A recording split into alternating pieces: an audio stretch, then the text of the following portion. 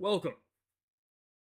Welcome to Let Me Out Productions and the Top Brass Down. Kind of founder, sings their own jingle. Let's make sure the stream is on and working.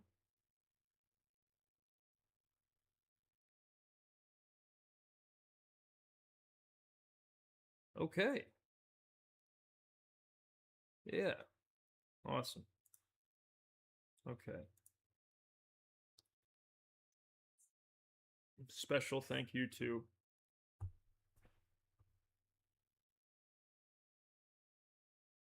Wait, what happened?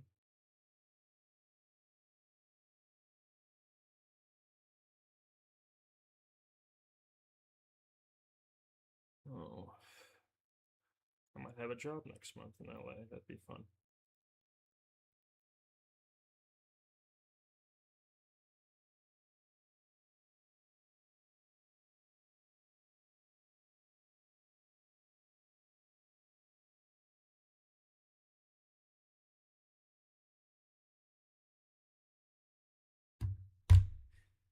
Anyway, shout out to Lavelle for making sure that I was fed yesterday and today, incidentally.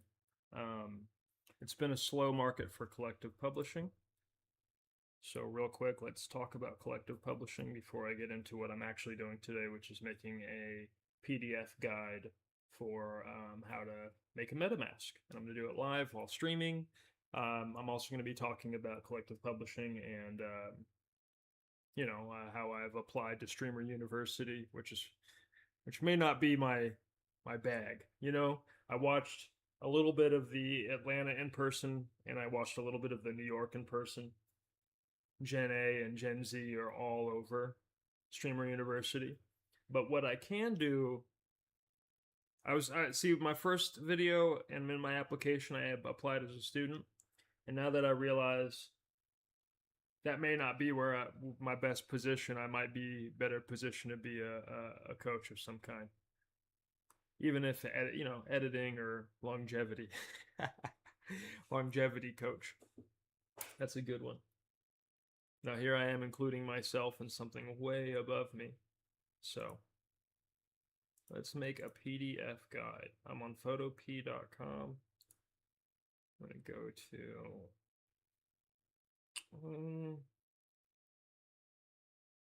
see, I'm a sucker for an 11 by 17 printout. But for today, we're just going to do this. Okay.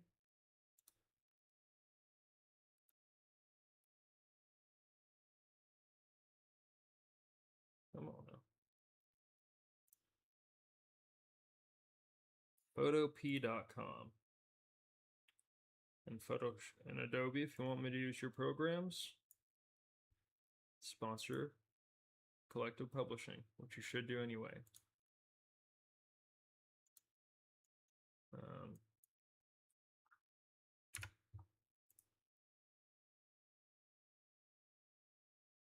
Oh, that wasn't very much.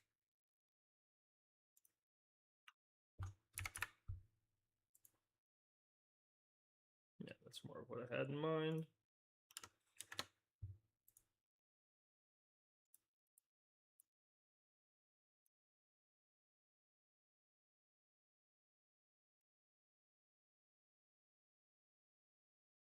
Okay, that probably could be darker.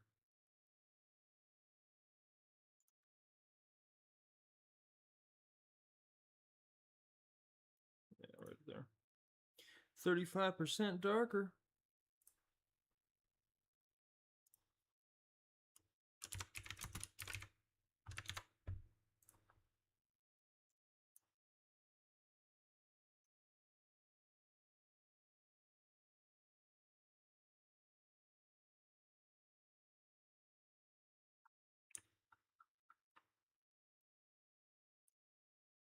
Every kid should learn Photoshop. Photop.com. There's people have been doing tutorials for years, so there's plenty of available guidance and information. And then I'm available as a tutor. There we go. I can do an income stream that way. Am I in focus?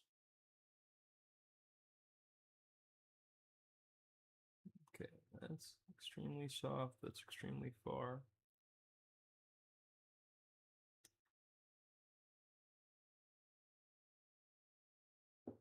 Okay. Time with God, instrumental worship music for prayer. Okay, firstly, let's do my work with Lavelle over on this browser.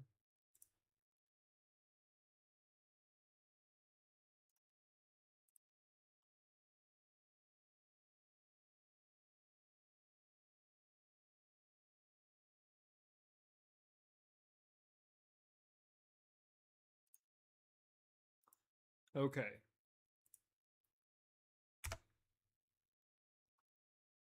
Oh crap! I'm doing repeat a window. See this? I wasn't able to afford my Google bill this month. It's $20. So here's what I'm going to do, chat.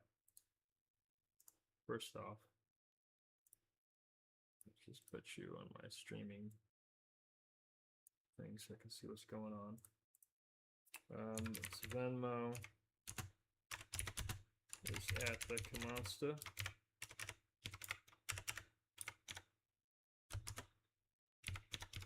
Cash App, the Comonsta, and PayPal.me/the Comonsta. These are all my personal cash links.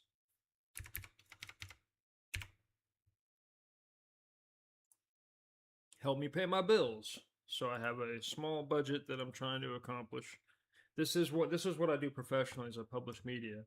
And I normally publish media into market positions.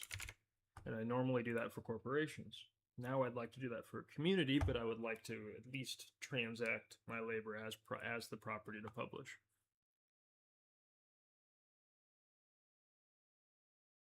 I have a hack so I can edit my documents when I can't edit the documents.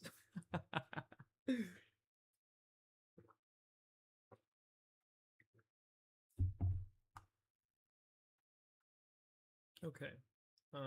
What?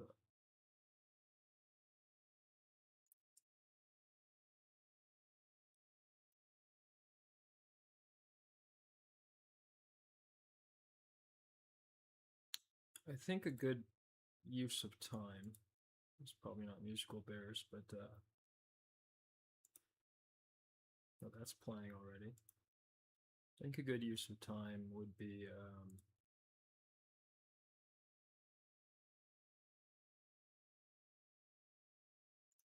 to watch a video on it.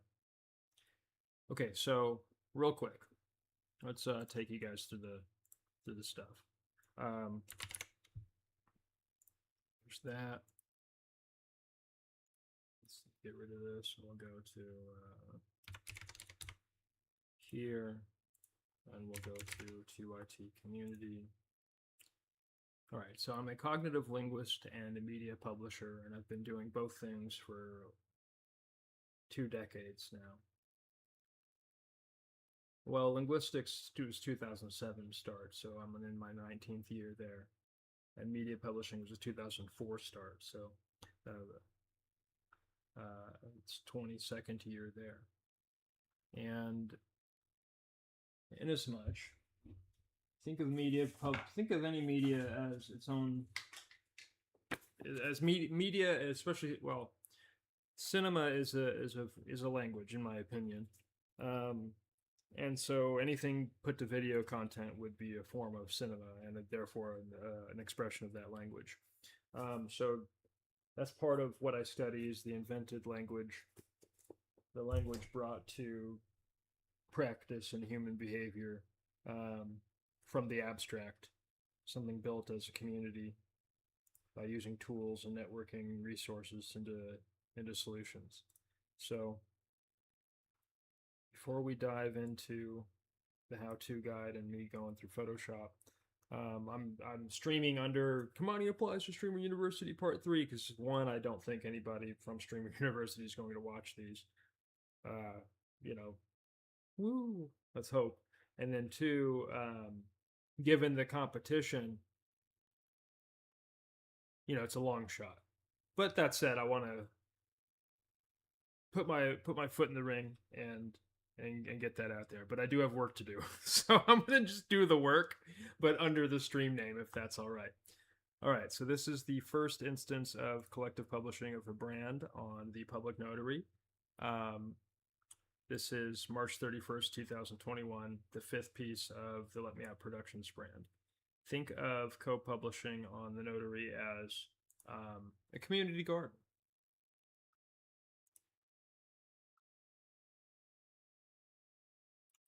Let's load up the videos so I can talk about it while it's playing.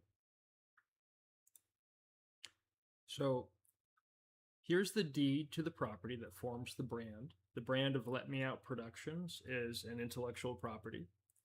Normally, the property would be transacted and formed in the Shark Tank approach. You form your intellectual property, you do your appropriate registrations with the state, and then you go to business, and then you seek market for your business. After you prove your business for a few years or for a window, doesn't matter. These days you can do a few months, right? But you prove your business for a while, and then you bring your metrics to investors, and then you sell your intellectual property through negotiation. And we all watch that negotiation at Shark Tank.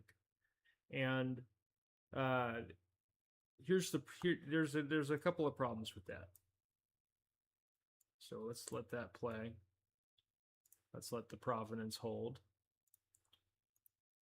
I wonder if somebody's done a really cool video on it. And if they haven't, I will do it.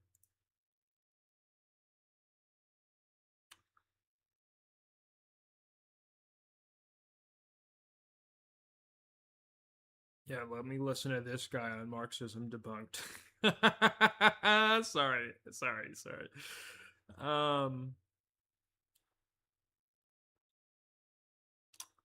Should we talk to Richard Wolff? He seems to have...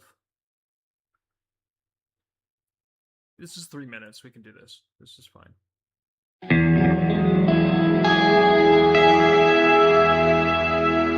Welcome back to this series on Adam Smith's theory of value. As we've discussed in prior episodes, Smith bounces back and forth between a labor embodied and adding up theory of value in his Wealth of Nations. Smith's theory of value is farther confused in that he conflates the labor embodied in a commodity's production with the labor... Okay. Already, I'm out. Sorry, buddy. Who are you? Simon Manette? And okay, this is obviously in a series. You know what? I will take you on later. I will give you a shot because you put your work into this. You have 400 something views. But this isn't for the stream. That is for me. That kind of language is yeah. I don't know if I agree with you, but I'll subscribe for now because I don't want to lose you. Okay. I think the best thing to do is to go to, let's go to Mistral. Since my Google's out, I don't want to be using Gemini.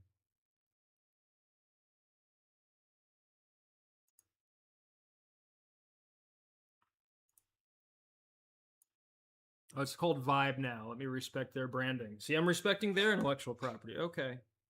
What the hell? I've got to log in? Man.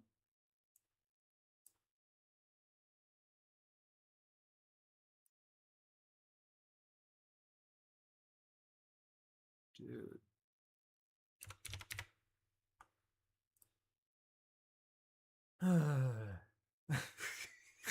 It's like every time I'm streaming, the stuff I normally do goes haywire. And I use open broadcast software. I've been doing that since TYT Community, OBS. Shout out OBS. How am I not signed in? That's crazy.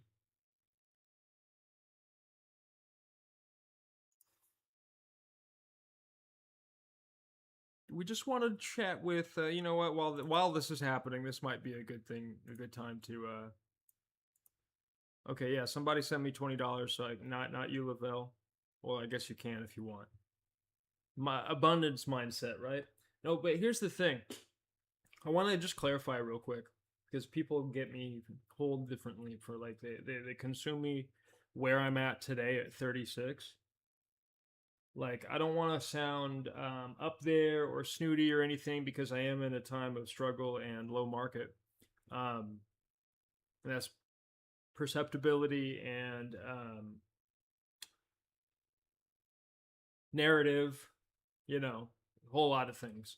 But you know, I've been there, been in the abundance mindset, been transacting at that level before in my life 10 years ago. Well, 2015 was a really good year. It was the last really good year for me in the for hire economy.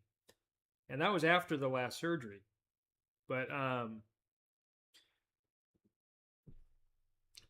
for me, past basic sustainability, like that's kind of, I look at my mission in the economy as basic sustainability for myself, so I don't have too deep of an impact on the community. I don't extract wealth from the community. I'm furthering my service to the community. That's what I'm aiming and hoping to do with my economy. And part of my service is inventing a language for Adam Smith's labor theory of value. Okay, we're finally into. I'll do this live. It's always fun to do these chatbots live. Can I close my shutter there? I might have some trade secrets over there. All right, so I'm streaming. You know, I probably have a chat for this. Okay, let's open the shutter.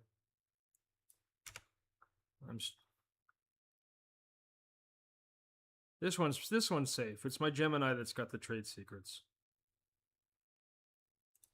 Let's do this. Let's just hop into the impact puzzle structure. Okay. Oh, you know what? That was an interesting article I was working on because we came up with an article format at PACA, Pan-African United Community Advocacy. Shout out to Zion Tedesse.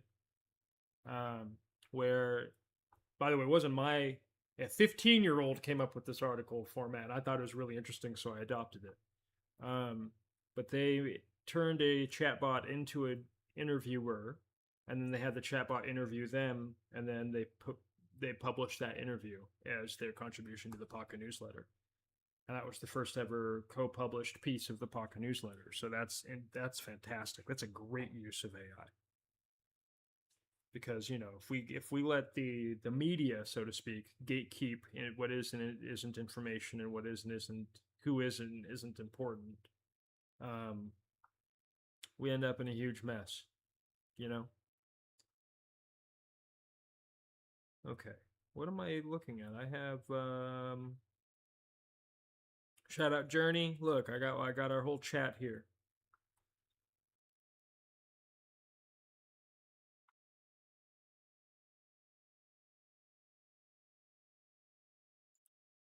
What's this one?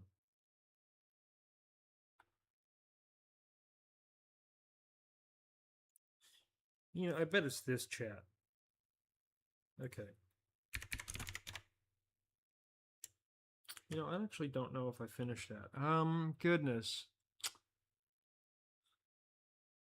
Oh, you know what? Let's use. I know who to use.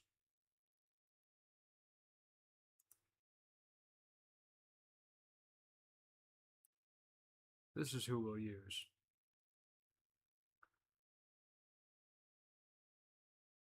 Hey, look, even Grok understands the Sun Pikers in an NFT controversy. Okay, perfect. This is perfect.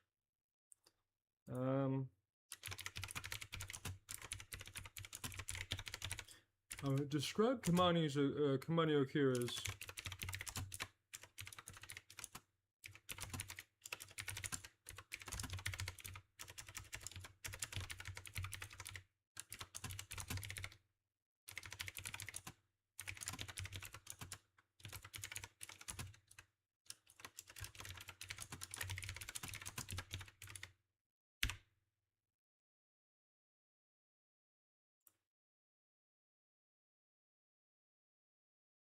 fine.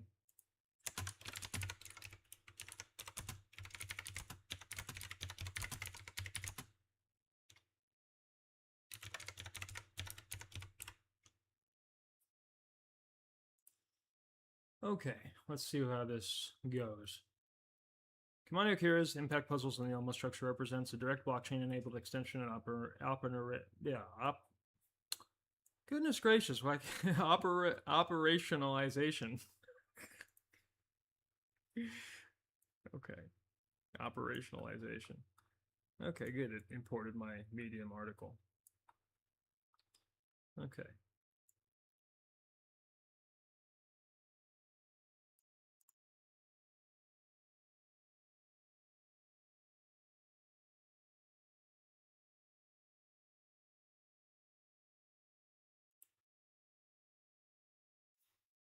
Well,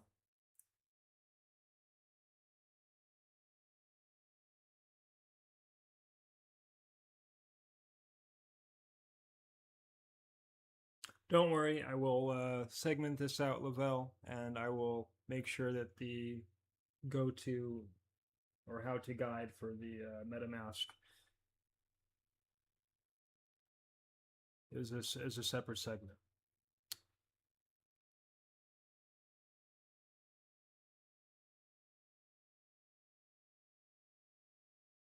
Okay.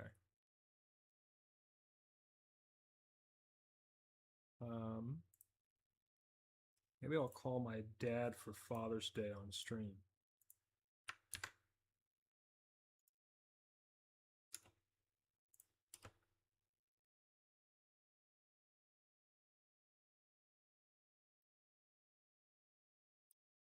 There we go.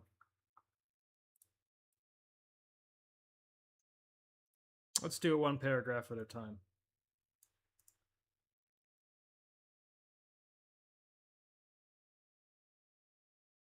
Well, what happened to my read out loud feature?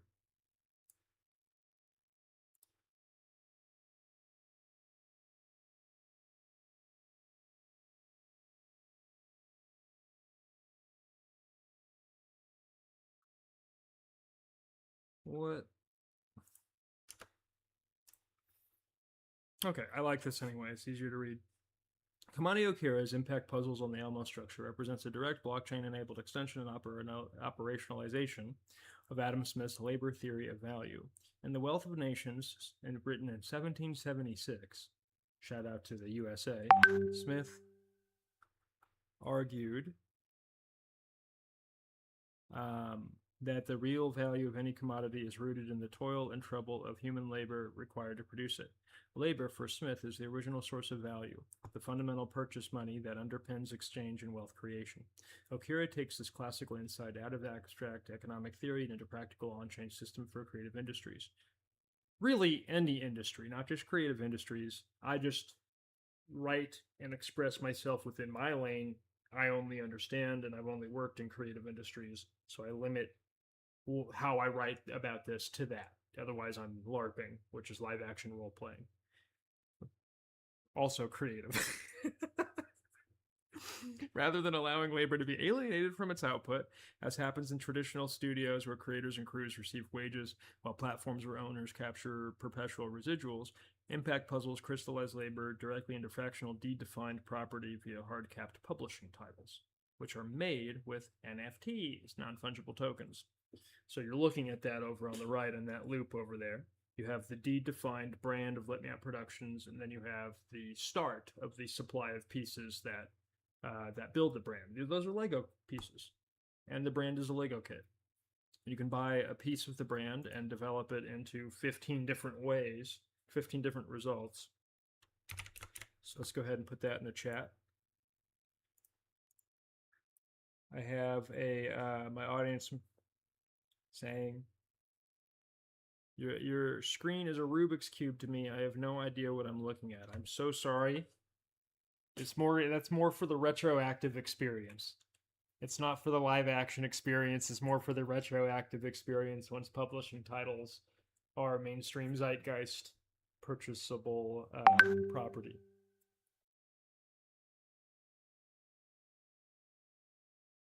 Whatever it is you're spending your time in that live video, I'm curious how many paying customers are you talking to? That's a good question. We can go look at the metrics, but first let's put this in chat. because my watch time has been pretty high.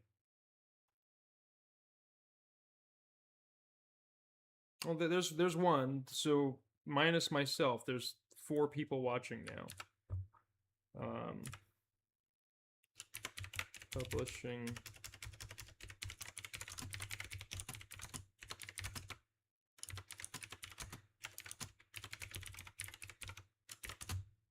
Six people watching now. Okay, look. So that's great. Publishing titles and Let Me Out Productions. So each of these is a Lego in the kit, and you on the actual marketplace where you buy them, you go to the About section, and it's all written up here. That's a little aggressive. I'm sorry about that. I forgot to change that graphic out to the friendlier one. Okay. So first, let me finish the write-up that Grokbot gave us. The core mechanism property formalizes this: language times labor. So definition times the labor to create what's been defined, plus resource. Language times labor plus resources equals property. So labor and resources are a package. They're multiplied by the language that defines what we're building, and then that element is expressed.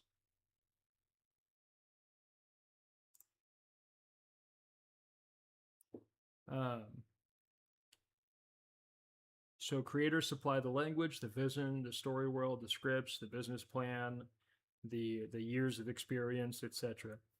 The hire team and unions supply the labor, the execution across departments, and the audience supplies resources, funding, attention, and community. This equation reunites Smith's labor theory with modern collaborative production. Value is no longer extracted, it is co-owned, and you're looking at the model. Through the proof of labor system, contributions are measured in half-day blocks. This is taking a turn. I don't want to talk about that. That's fine. That's fine.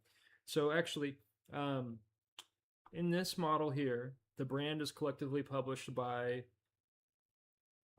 public collaborators. So we call them co-publishers because they're co-owners of intellectual property and they're publishing their results with their titled property. And it's also published by the hired team at Let Me Out Productions. So when a co-publisher buys a publishing title from the brand to express on their own, they're participating in a 5.25 proof of labor system, which means that 5.25 pieces of property are distributed to laborers working for Let Me Out Productions. Now we do large-scale creative publications, at least in the in our ideal economy.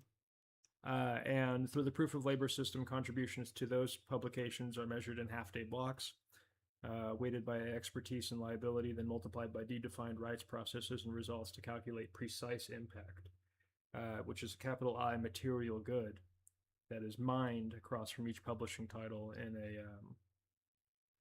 in the pool. This grants each participant perpetual fractional ownership in the resulting distributed asset. This is Smith's toil and trouble made permanent, auditable, and tradable on the public notary, which is the blockchain. And that's what we're going to get into in a little bit. You need a gateway for yourself to own property on the blockchain, and we call them wallets. But another way to think about it is a safe, with a dial on it. And so, yeah, that's a great segue there.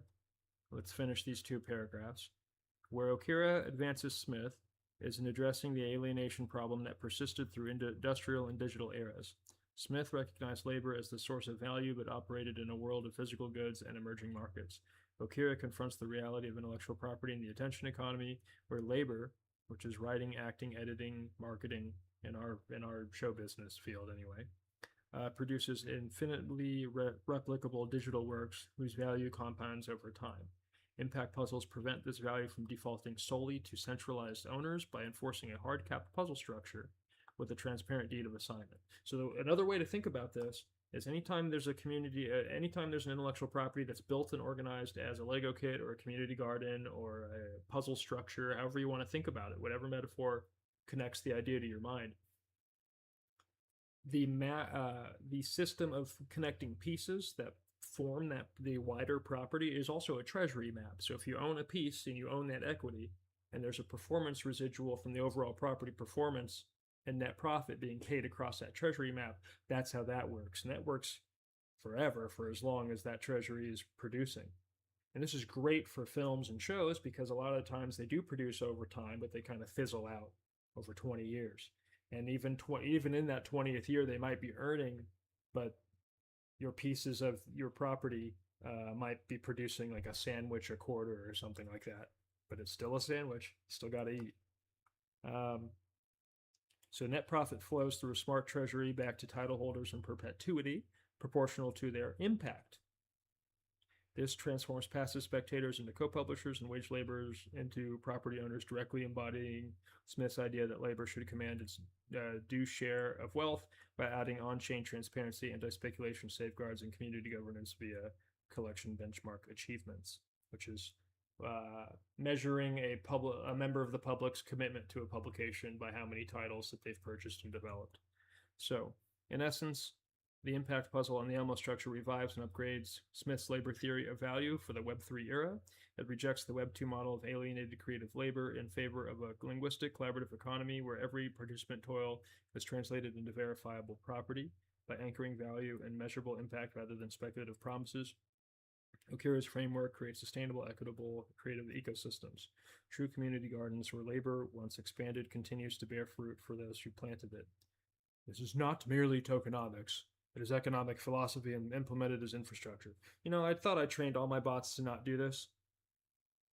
The steel manning or the, you know, this isn't this, or I hate that. I don't write like that. I do write, most of this is my style. Except for I do this to my M dashes. I put a space. This is what I do to M dashes. So if you ever see me using M dashes, I use spaces. Language, once perceived correctly, is then artistic expression. That's the descriptivist mindset. I thought that was very good. Good job, Grok. But let's catch people up.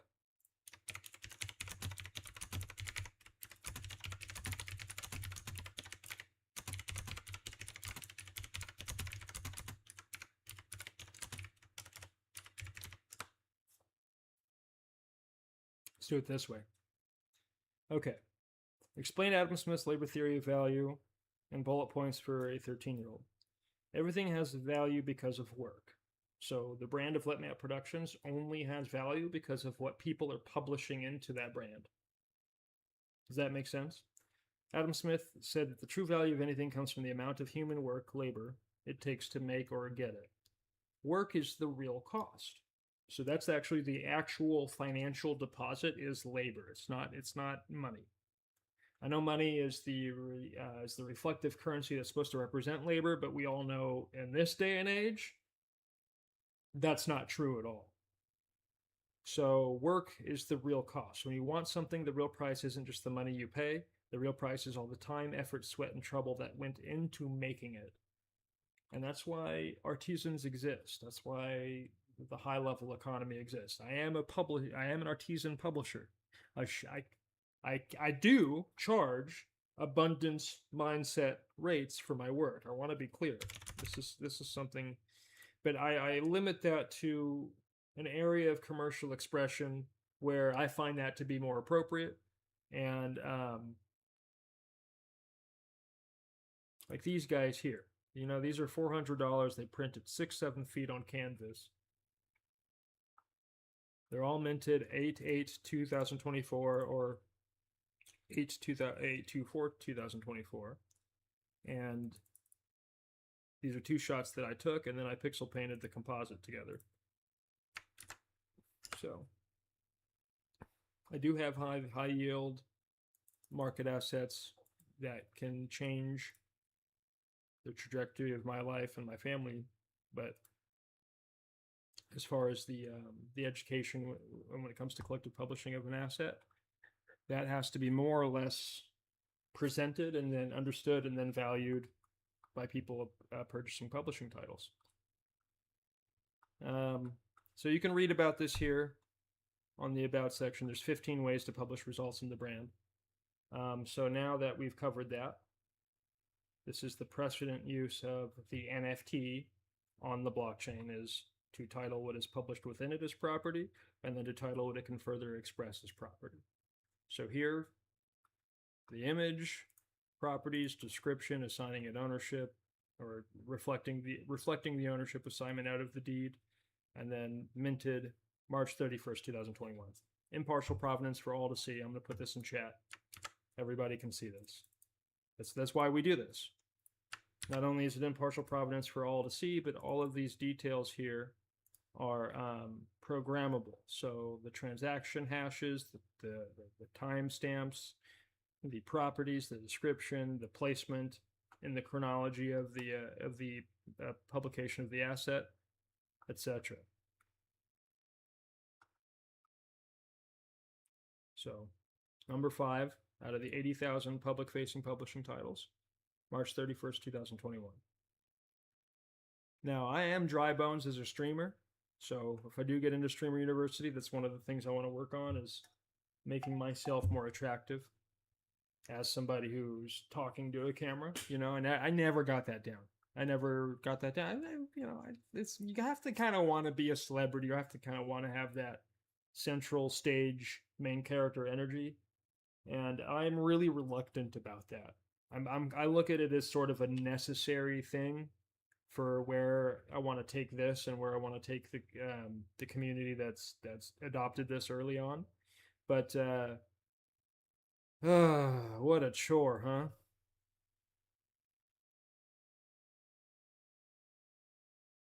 So, okay.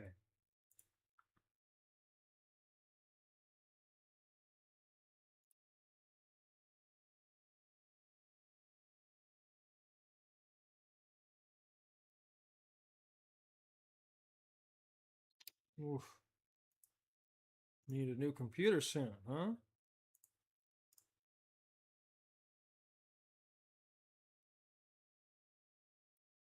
I bring up these guys.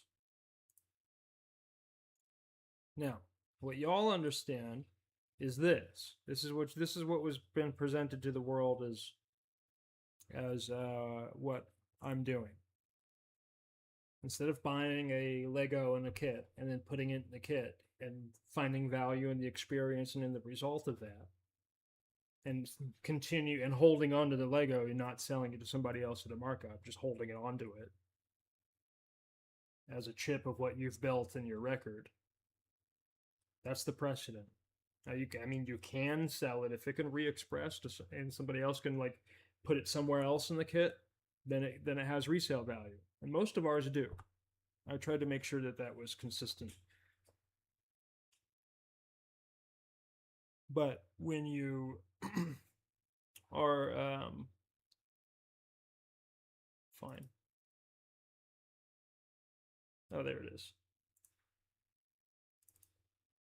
You guys know these guys, and they trade, and so they would. I don't know. Well, of course they intended. It's the name of their brand. So we're both co-publishing brands.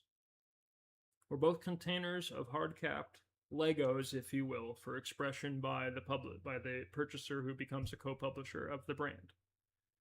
Let Me Out Productions is a co-publishing studio. We are doing a co-published supply in the publishing title. So you buy one and you make one. And if yours sells, then you get 50% of that sale. The brand keeps 45%, 5% to charity. With Bored Ape Yacht Club, they released all 10,000 publishing titles on the same day. And people flipped them. You can see it right there in the chart. They flipped them. Line goes up. But this is the antecedent behavior in publishing.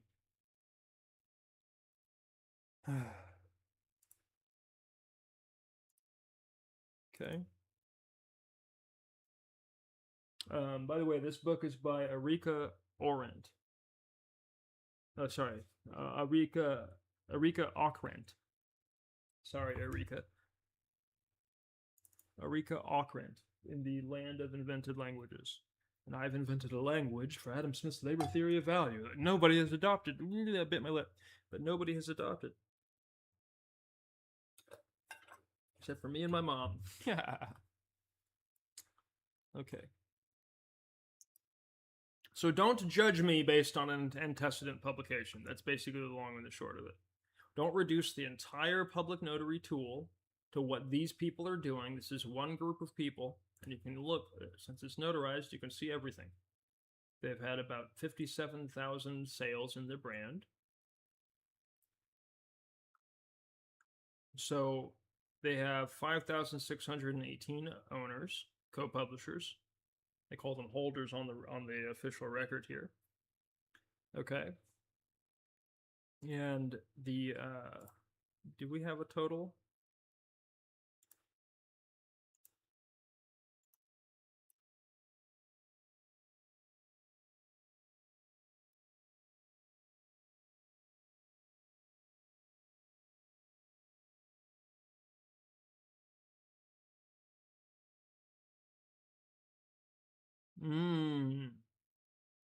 Membership is subject to, baby. Ownership is authority over. Your authority can still be subject to the way the property is defined. But that doesn't make you a member. It still makes you an owner. It just makes you an owner of a property and an HOA or in like a gated community. There's a certain way that you have to build and maintain it. That's what every brand should do. I can't imagine giving open license to do whatever do whatever you want with a piece of our brand. You're going to find your brand in adult content in 5 seconds. And I don't think Bored Apes cares. I don't think they care. Okay, I'm done looking at this. Labor is the original money. Labor is the basic currency that creates all wealth. I agree. Let's get the photo P side ready. Money, like dollars, is just a tool we use to measure that work, or it's a tool we're supposed to use to measure that work. The prediction markets and the gambling have really corrupted that language. This money, like the currency we use to transfer value, is supposed to be a language that represents labor as currency, but that's not what's happening. It's representing position as currency, leverage as currency. That's what's happening. And leverage as currency cannot produce more assets. Does that make sense? What I say, it funnels the economy. Cool. Here's an example of the video game. A cool video game costs $60, but according to Smith, its real value comes from all the hours programmers spent coding, artists spent drawing, testers spent playing it, and everyone else who worked on it. Without their labor, the game would be worthless. That's so true. Now, here, the studio behind the game is counting on the game providing so many sales that they produce a net profit off of their spend on all these hours. But the hours that the programmers, artists, testers, and everyone else who put into it, those need to be considered a deposit for this economy to work. They cannot be considered a contribution. They have to be considered a deposit. And once they're considered a deposit, a compound yield is due. So the measurement of the work needs to be accounted for differently. The measurement of the work has to be accounted for as a Lego kit, hard-capped collection of pieces. And now, my hours that go into it are reflected by pieces out of a pool reserved for laborers that are providing 5% to programmers. We do 10% to programmers. 4% to artists, 2% to testers, 2% to general labor. That leaves me another 2%. 2% to office maintenance. Okay? With a 5% to unions that's separate. So that's 25% of the asset that would be then owned by the labor that produced it. That's not that much to ask, corporate America. It's really not. And now, once the net profit is produced, and I know what the corporations are going to do already. They're going to expense report it, so there will never be any net profit, so they never have to pay any compound yield. Which, cook the numbers. But let's assume that a company wants to do this honestly, and they adopt the 25% to union and labor standard that the precedent is. And now they produce a net profit on the game. Let's keep math simple. Let's say the game does 10 million. 10 million in net profit. That's pretty good yield. So traditionally, 10 million would go to the shareholders of the publicly traded studio. And then that's that plus the directors of the experience and if there's any, IP creators that negotiated their way into compound ownership, there's that. But the labor's not coming away with any net profit off the asset. And they just go on to the next thing and they go to produce the next thing. But that asset wouldn't exist without the labor. So the people that the risk is getting paid, in some cases, maybe 10% of the cases, the creator is getting paid compound.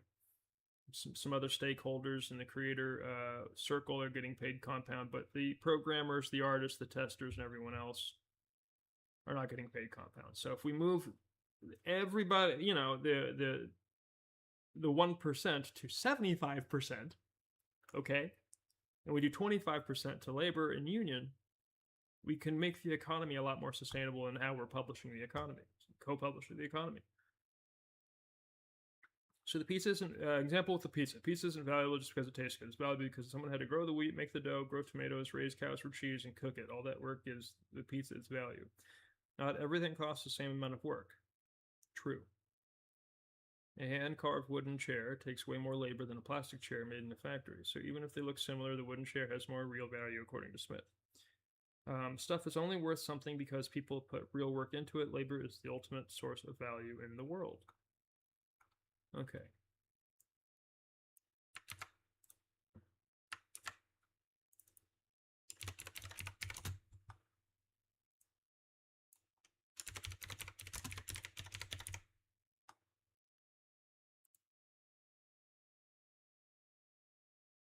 Now we're going to ask it to explain my labor theory of impact because it compounds. The value comes from impact, not just regular work. Kimani says it's not just enough to work hard. The real value comes from the impact your work makes, how much it actually helps create something cool and useful. Impact is smart work and real responsibility. Impact is a mix of three things: time, liability, and expertise. Is the order I put it in. Grok put it in its own order here, but that's okay.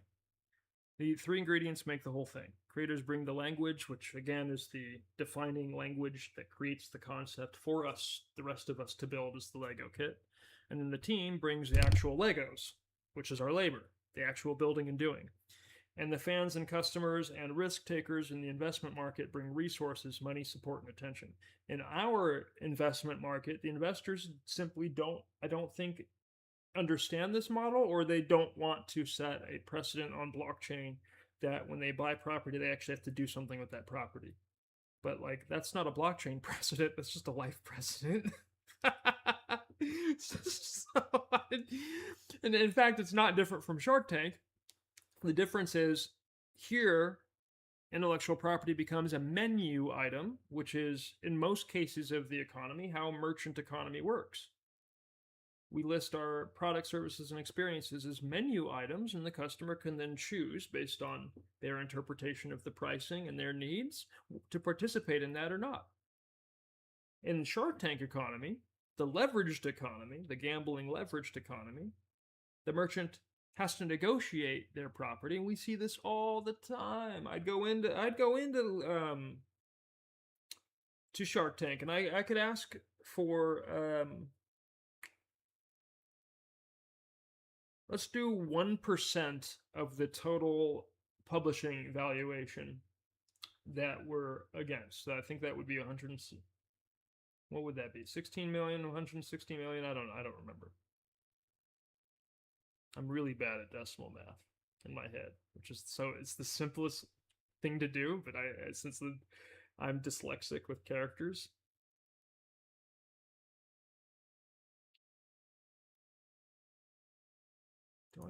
Where is that?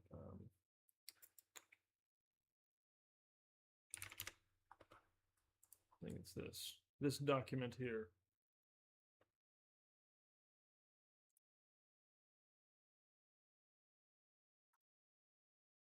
That's why I put things to spreadsheet.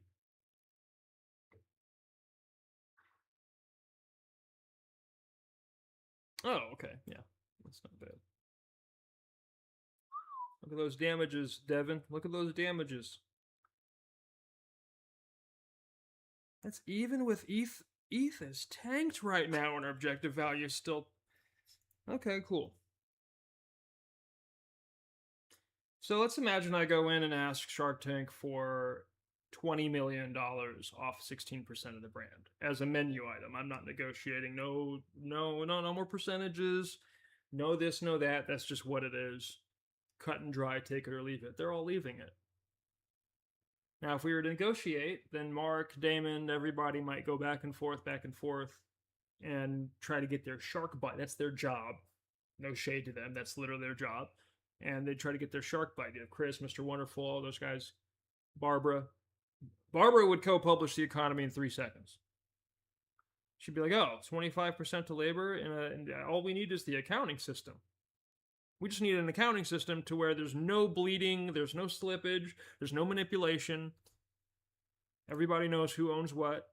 They don't necessarily know who the human is that owns it, but they know that a person owns it and is receiving the performance across from their equity. And that's what this is all about. So, but I'm in the open market, and I've fought through years of censorship and ridiculous nonsense. Like, I want to just move on from that. It's extremely traumatizing. Somebody gonna have to interview me and write.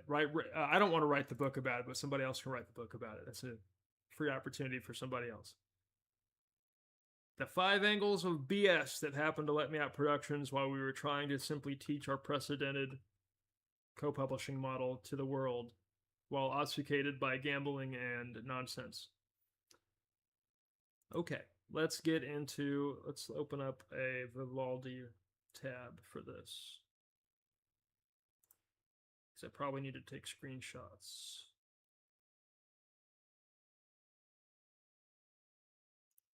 Does this one have MetaMask already?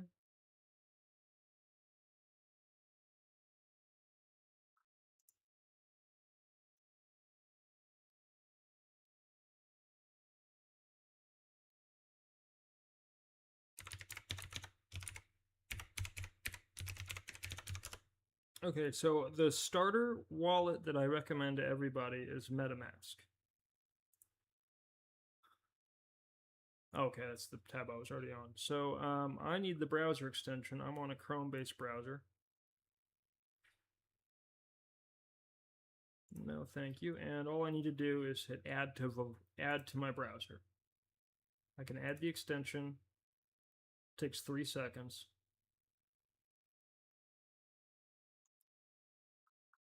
What's with the bad ratings?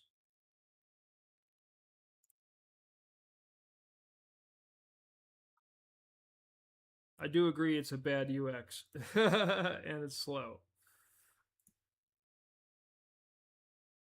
Okay, so I'm on MetaMask. Let me go here one at a time.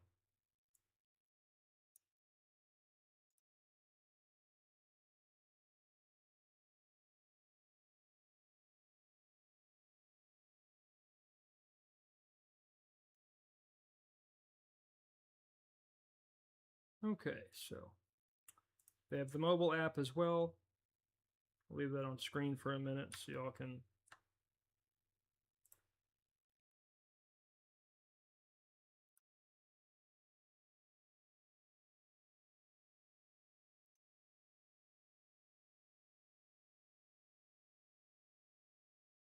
Okay. Okay.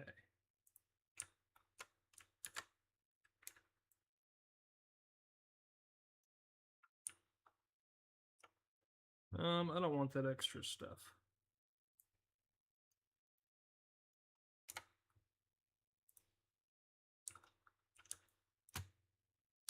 All right. Now you can do your own research. All you have to do is say self custody Ethereum wallet to get started in collective publishing. And for Lavelle, MetaMask, the reason I suggest MetaMask is because it onboards you to Bitcoin and Solana as well. It onboards you to all of the major public notary networks. So I'm going to go ahead and create a new wallet. And you can log in with Google, you can log in with Apple, you can log in with Telegram. Here, I'm going to use a secret recovery phrase. I'm going to make a password.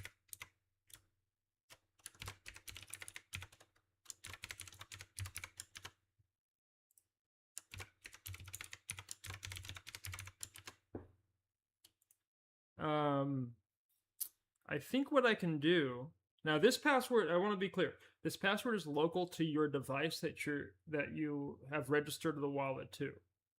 It's not you don't like. I can't just like go to my phone now and like type this in. It just seamlessly works. I'll explain how to do that in a second. So I'll create a password. I'm gonna actually drag this over to the other window for now, just in case the phrase pops up right away. Now, here there's a secret recovery phrase. I'm not going to tap to reveal, but it's secret recovery phrase. And what you want to do, in my opinion, is when you get this, you want to take a screenshot of this. So once it's here, you take a screenshot of your secret recovery phrase. In the screenshot, I would take two different ones. Okay, I would take one. Let's just give you an example of how to do this right quick. So here's the screenshot. And on your first screenshot, you're going to make there's 12 words here. This is just a safe combination. These words click in order. The first screenshot, just pick 6 of them to black out. So redact 6 of them. So I'm redacting 2. I'm redacting 4 here. 7, 9, and 12. Okay. So then I'm going to save that. I'm going to call this Hoogly Poogly 78. Ain't nobody know what Hoogly Poogly 78 is. So there's Hoogly Poogly 78. Now, I did 2, 4, 7, 9, and 12. 2, 4, 7, 9, and 12. So now I'm going to come back in. I'm going to do the ones I didn't do. So 1, 3, 5, 6, 8, 10, 11.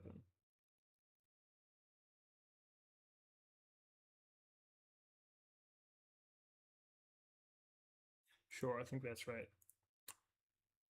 Did I only do the... I only did 5. Okay, so now I'm going to go back in. I'm going to do Hoogly Poogly 87. Now I have a naming convention that only I know. I have my seed phrase that's not just readable off one thing. And I can stick that anywhere in the cloud in a secret folder, a password protected folder. And now I have access to my information that I can unlock my public notary safe anytime I need to. So let's say I'm like in Egypt or something and I lose my phone. Let's say I have MetaMask on my phone here. I lose my phone. And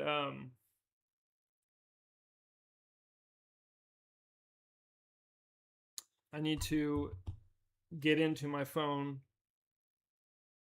or I have to go buy a new phone. I go buy a $100 phone at the shop, and I need to get into my wallet. Well, this is what I do. I go download MetaMask, I put the app on the phone, and I unlock my wallet with my secret recovery phrase. So I go into my cloud folder and I load up the phrase, and I copy Hoogly Poogly 87 in there because it has one. I get those words. Then I get Hoogly Poogly 78. I get those words, and then I just recover my assets and I recover my wallet. And incidentally, you also now have an address where people can wire you money directly to that device, or wire you value. So here,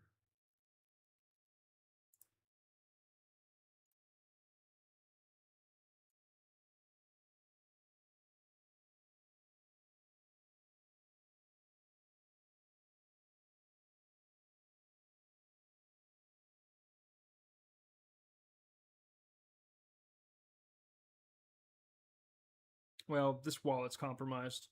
Doesn't matter.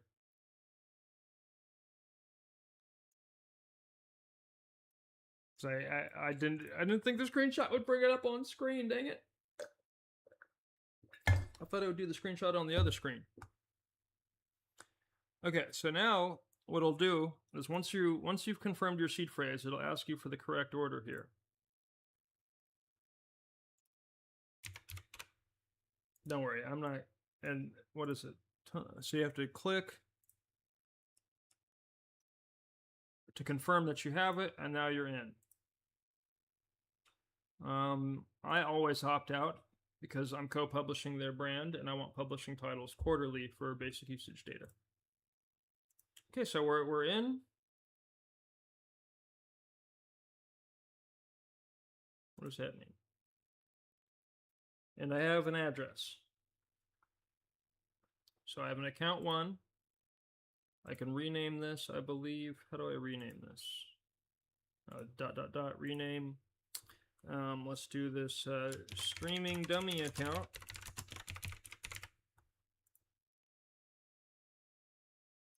And I have 4 addresses, as you can see. So I have my Ethereum address, I've got my Bitcoin address, I've got Solana address, and I've got a Tron address. All built in. This is why I recommend MetaMask. It's all built in. It's all under the one seed phrase, so you're able to do business on all 4 networks right off the bat.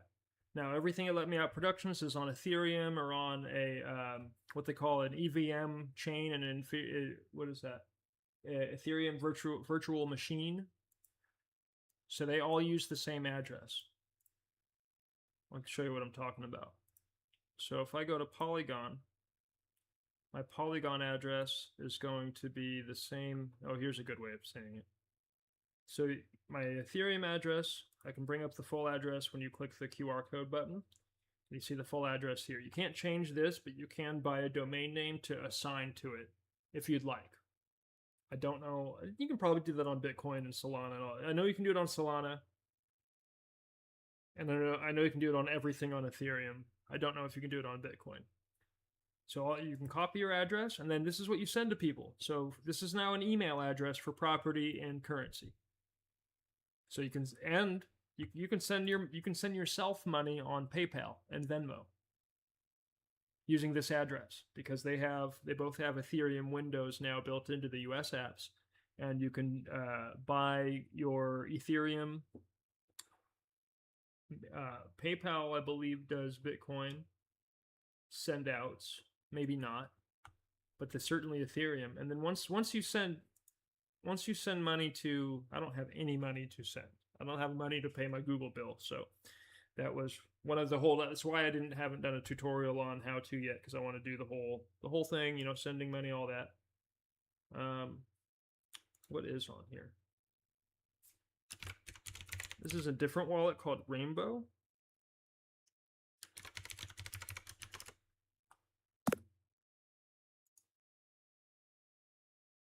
Nothing's on here.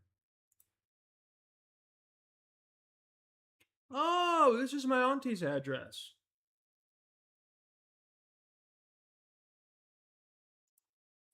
I'm going to send her blockchain code right now.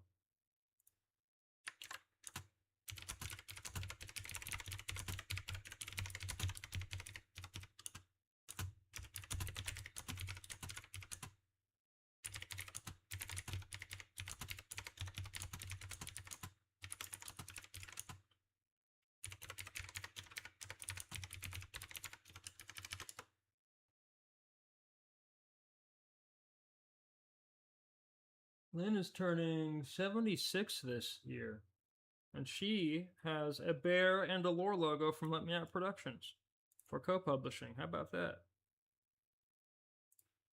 See, I've got my mother and her sister Lynn that have supported this directly,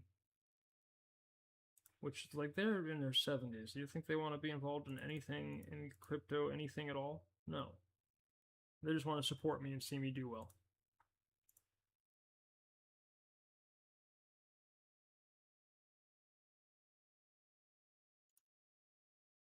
Sweet. Okay, so you can copy a Bitcoin address, copy a Ethereum address, copy Solana, Tron, etc. Again, there's so many different networks, and anything that begins with your 0x and ends with the same five characters that your Ethereum ends with is on Ethereum. Like that's built as a layer 2 is what we call them on Ethereum. Like Optimism, Polygon, Base. We do business on all three of those, as well as basic Ethereum. So to add funds, you can go to their marketplace if you'd like. No, I don't want to do this.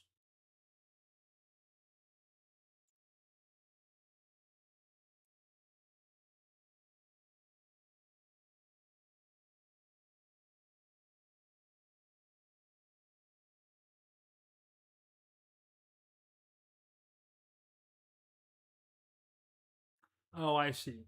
I see. Oh, this is a good note. So I'm on the browser and I was just asked to sign my access to this marketplace. And so here I can hop in the marketplace. I can select the currency that I'd like to buy. Now there will be some slippage because you have to pay network fees and the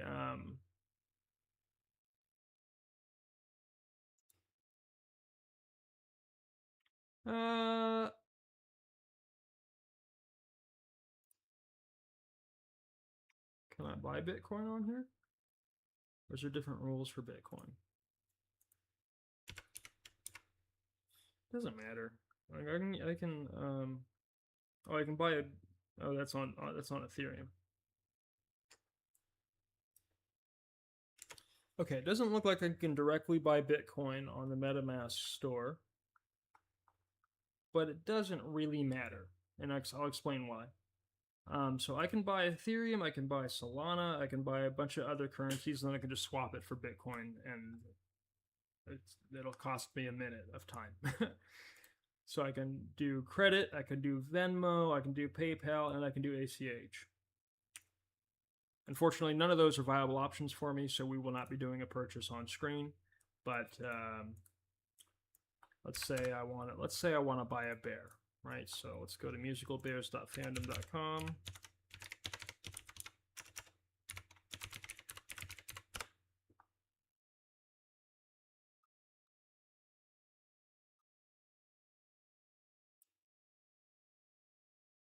Jimmy, pay us ads, man.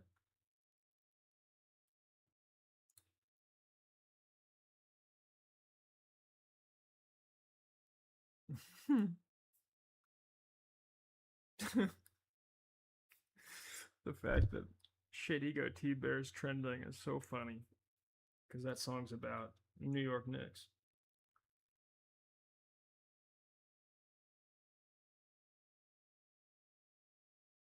I promise you I don't have an enlarged prostate. As far as I know. Okay. Oh, this is my auntie's bear while we're here. Oh no, somebody bought this bear. Hasn't been updated yet. This one's available.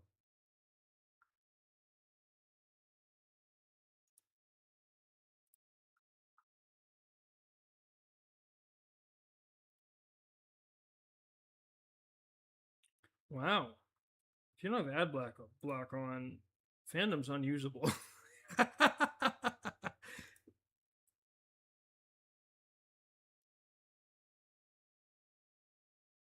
That's crazy.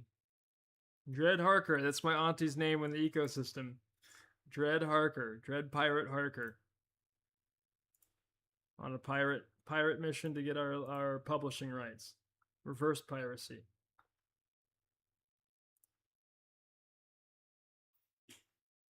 That is pretty interesting.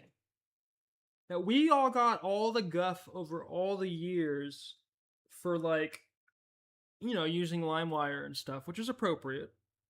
I have so many friends that are musicians and that's their direct living and all that. That's appropriate. But now the corporations are doing that to us. Just taking all of our published results like we're a torrent, like a massive internet torrent.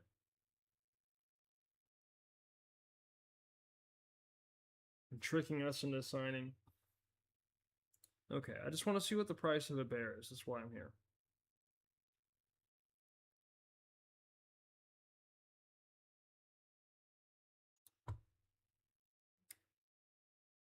There's an engineer.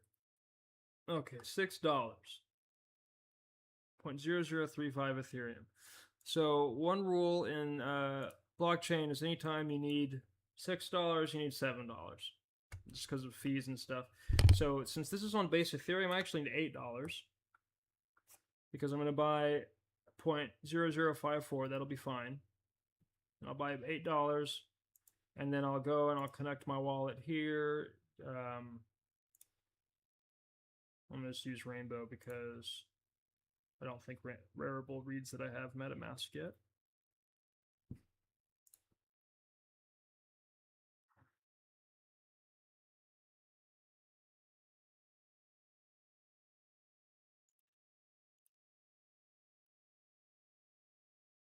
See how easy that was?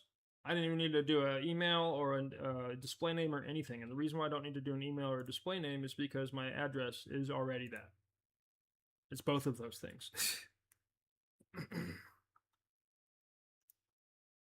Oh, she has a Shirley as well? Cool. My auntie, the co-publisher. Look at her. She does need to paint me a new Shirley. She needs to make a new bear with her grandsons and sing a song with her grandsons and do the merch line with her grandsons. And then this is just a fun, like, party thing. Like, let's say you have 7 people together at a party with a bookmark. So you say, hey, you think of a mysterious antagonist with the color theme of Rosso Corsa. If you don't know what Rosso Corsa is, that's what it is. If you think of a fulcrum of the plot for our story that has a flora trait with a cinnabar color theme.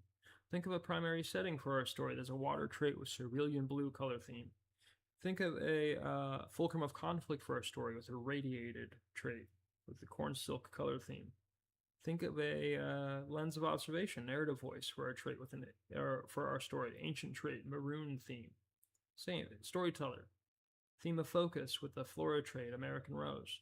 Protagonist, flora trait, peach. And now you basically have charades and storytelling. So everybody goes and writes down their concept, and you go mash the concepts together. 7 elements of a well-told story. And then who knows, you might end up actually doing something great with that. That's kind of the idea, so that everybody can start coming together, creating little vessels for creative ideas and creative labor, and just do them. And everybody can participate in the publishing economy. Then across from those vessels, you set up stages and shelves. Now we're going to dominate the co-publishing market once people perceive us. Okay, a reminder to self-put ad block on this browser. So there you go. You can buy right there using your debit card, your Venmo, PayPal, all of these things.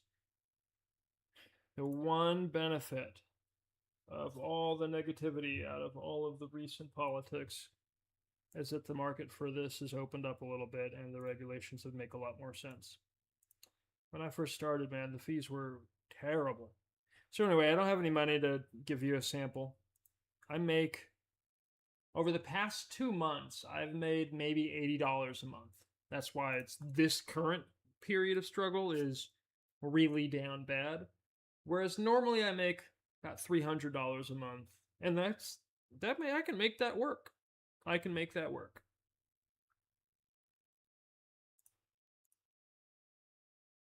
Okay, so you have your address, and I can now make the photo P thing because I wanted a little live. Okay, and I worked through how to store your thing. You know, make sure you have all of these written down somewhere as well. You can change your default in the systems. I like the blockies, so I can change my default to Ethereum to Bitcoin if I want. Because I'm pretty sure the seed phrase of this, while it was displayed on stream, I'm not going to use this for anything at all. We're just gonna, it'll be blockchain trash. Sorry to Ethereum for the dead wallet. I tried to avoid that. But yeah, now you're on MetaMask. And let's say, okay, you're going through your experience and you say, okay, this is too much. I don't know. I don't want to gamble. So let's talk about that real quick. When you're purchasing, if you purchase Ethereum at 1738 and it dips down to 1704, that means people with a lot more Ethereum than you have sold their Ethereum. And they sold out of the network, which diminished the value of the token. Don't gamble on that. Just don't gamble on the line. Don't gamble on your tokens gaining in value from network behavior. That's exactly what's happening. It's what is the equation?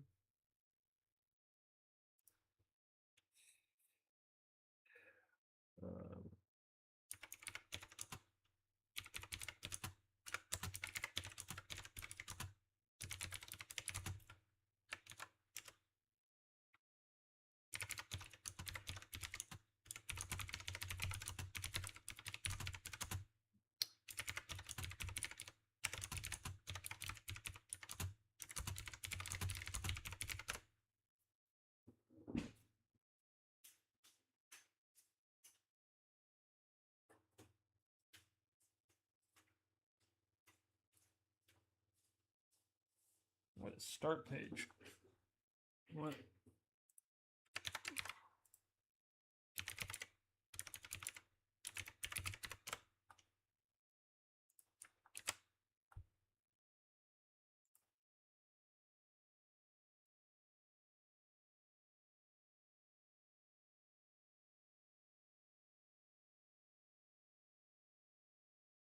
Yeah, that's exactly it. Okay.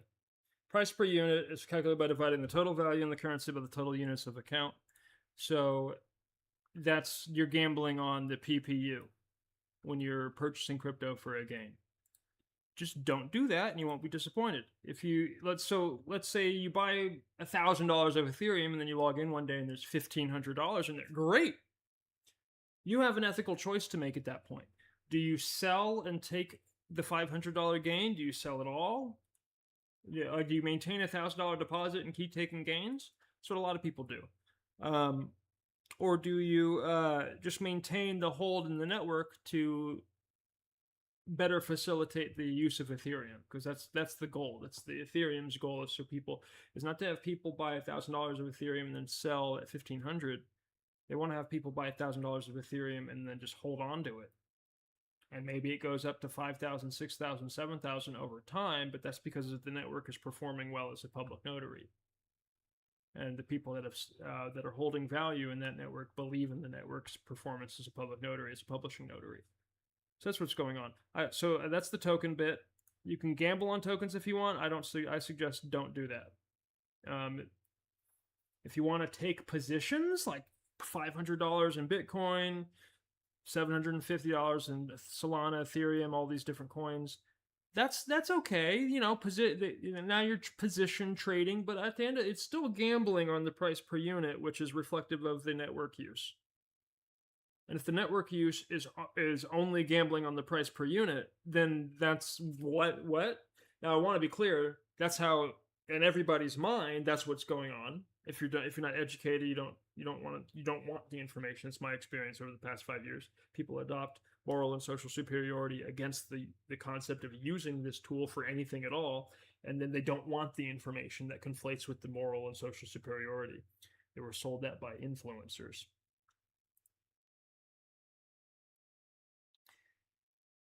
So this is called a soft wallet, which means it's online, which means it's vulnerable to scams. Like, let's say, let's just go to looksrare.com. .org. Okay, so I'll show you. I'm going to connect to LooksRare. I'm going to pretend that this is a scammy site.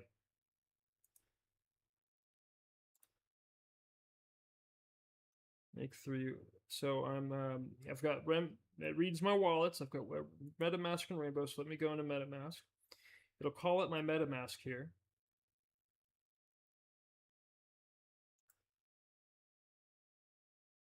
and it'll ask me to sign this transaction. So what it's asking me to connect the wallet with this website, and it's asking me for permission to do that. And everything on blockchain is permission based to you as the account owner. So I have to hit connect or I have to hit cancel. So if you get scammed, like this happens, people might send you an email link. You might be on a website and you click a link and it'll ask to connect with your wallet. Make sure that you read what's happening. Now, MetaMask has a great security feature where it will tell you straight up, don't do this. This our system read the contract that you're interacting with. Just don't do it.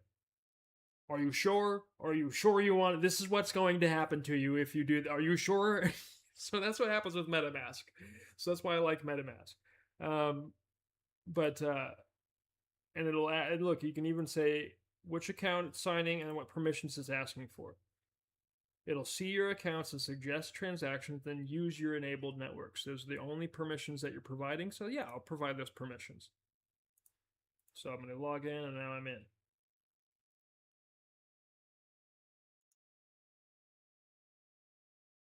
Can I buy funds on here too?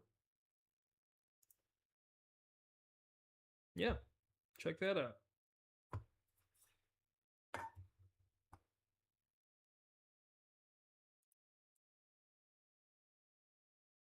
Log in with your email, and then you put in your debit card information. So MoonPay is one of the default transaction providers that gets money from traditional U.S. currency into the currencies on the public notary. MoonPay, shout out MoonPay. They like me, I like them. Huh? Y'all want to sponsor some co-publishing? Facilitate some co-publishing? I need $750,000. You got that for me?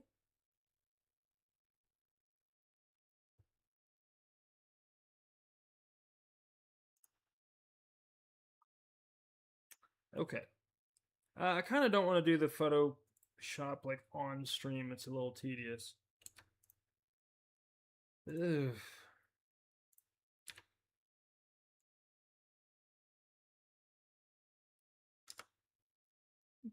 I'll tell you what I'll do.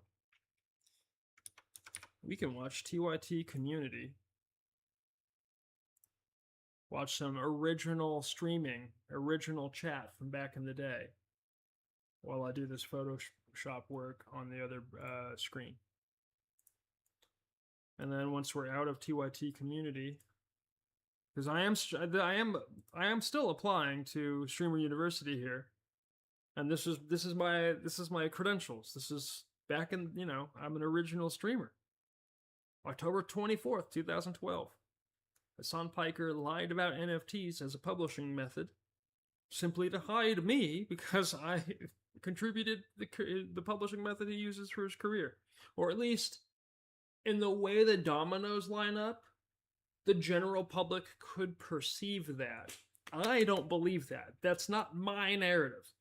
My narrative is, I believe Hassan believes that people will tie these two things together.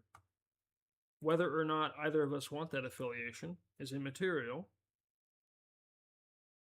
And so he, as a preventative measure, decided to lie about collective publishing as a human behavior and as a method of perceiving, creating, and delivering value in language. And part of that lie is focusing everybody on an antecedent publication that is transacting leveraged positions and not explaining to people that you can actually publish non-leveraged positions, like positions that just come from your effort. And I'm not talking about leverage and because there's like the leverage on the stock floor. There's that kind of leverage. And then there's leverage as in just leverage over like from one person to another in human behavior. Social dominance behavior. Self-righteous prescriptivism.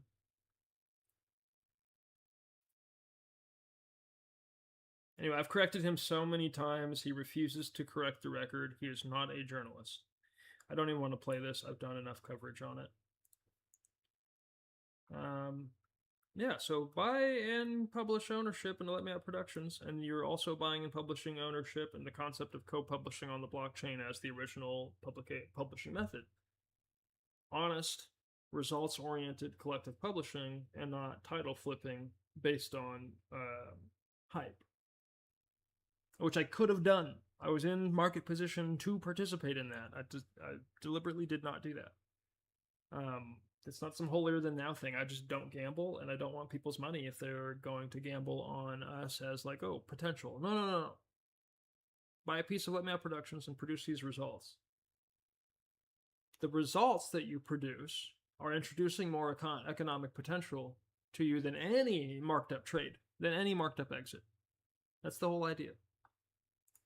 The most important thing that we can do right now is to re-engage the American people in the process of governance, to get them excited and interested again in what works. Hi, my name is Kimani David. I'm the Young Turks Community Ambassador, and this is the first ever episode of TYT Community, in which we have community members from all over the country, all over the world, come talk about important issues. Hi, everybody. Would you guys introduce yourselves? Hi, I'm Jeff Waldorf, a TYT community member, obviously. I'm from Michigan, and that's it. I'm Kevin Wayne, TYT community member from Florida. Today we're going to be talking about the RNC, among other things, and the general issues with the Republican platform, how Republicans present themselves, and how that's not a winning strategy. First, we're going to start off with the funniness of Clint Eastwood at the Republican National Convention. We'll play a little snippet of that here for you guys.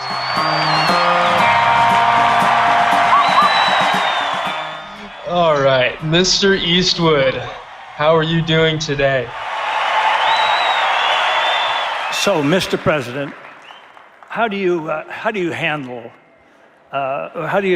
promises that you made when you were running for election, and how do you handle it?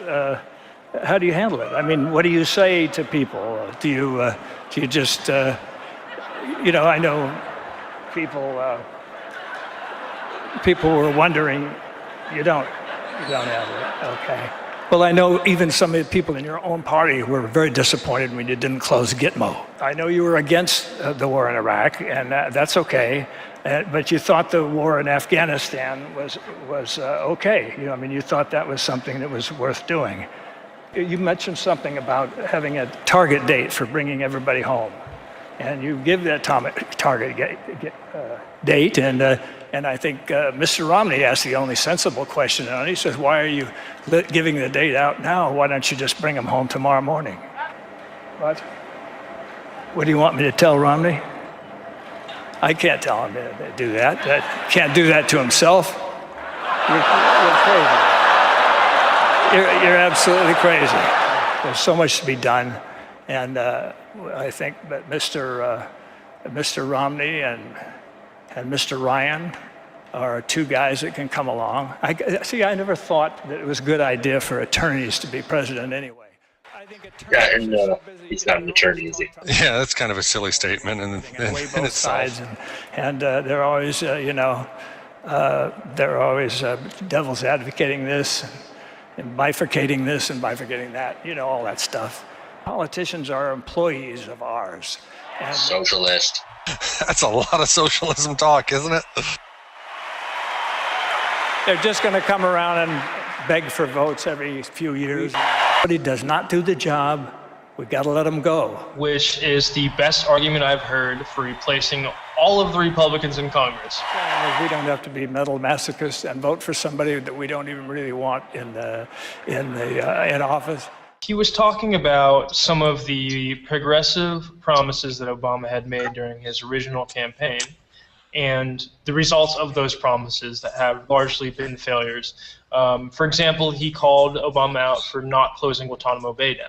I don't really think it's a legitimate point that he should have made, because Guantanamo Bay, that involves getting Congress into it, and he can't just close it by himself.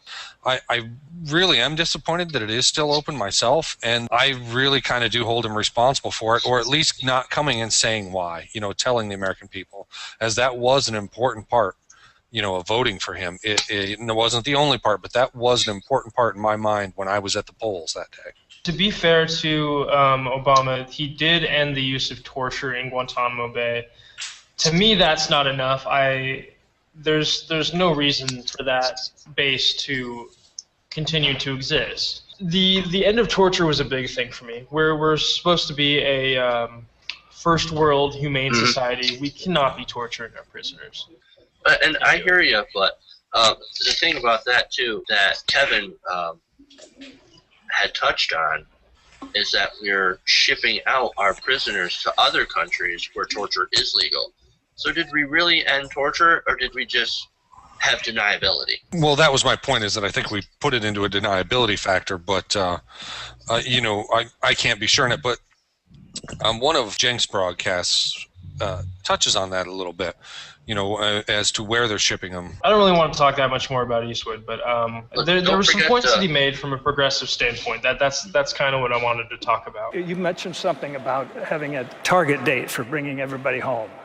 And you give that target date, and I think Mr. Romney asked the only sensible question on it. He says, why are you giving the date out now? Why don't you just bring them home tomorrow morning?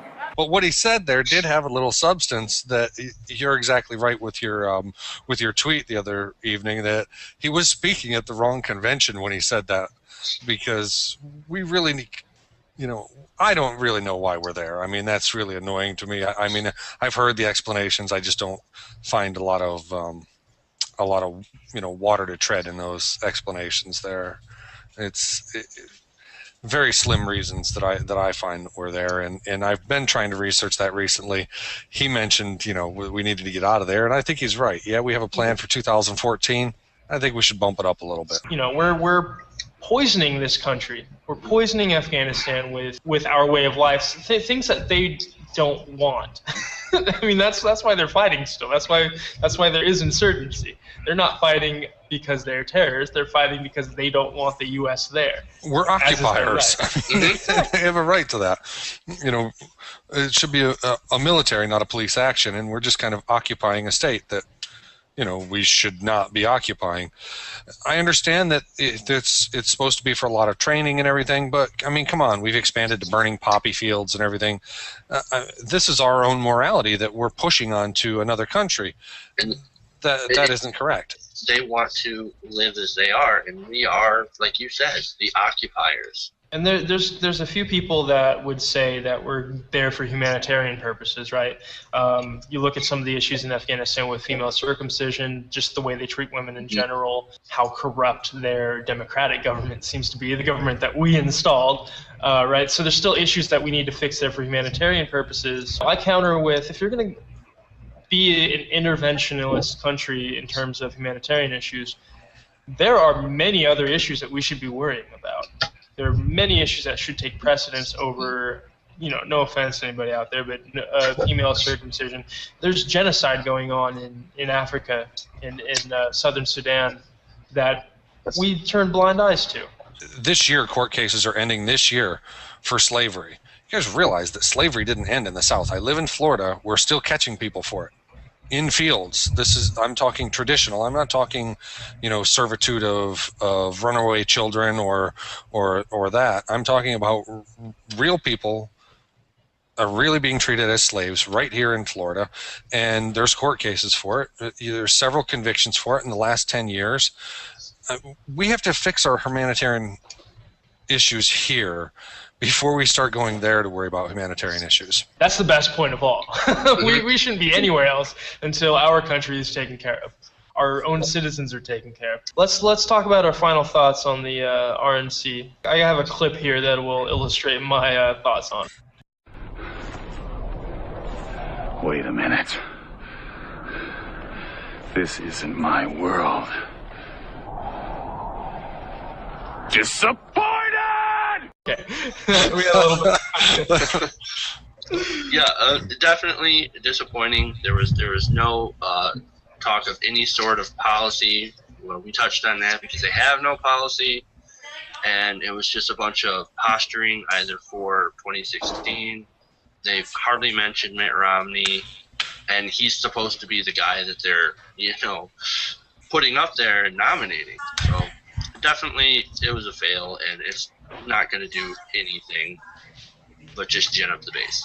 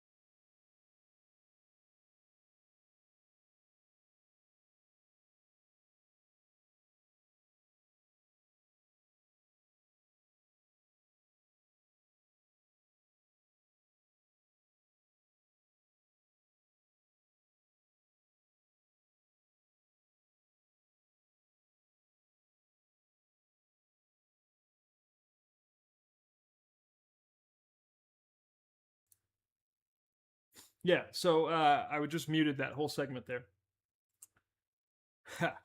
Wow. So yeah, is that not y'all's exact format? Streaming Chat-Interactive Deliverables. Now again, this is 2012, October 24th. Hassan was at Rutgers. This is his whole career. Now that I see the whole content in context, where I'm doing political commentary with Chat Interactive and memeing it, yeah, hell yeah, that man, a derivative of me for sure. It's been years since I watched that entire clip. It's been like 8 or 9 years since I've seen this entire clip in context.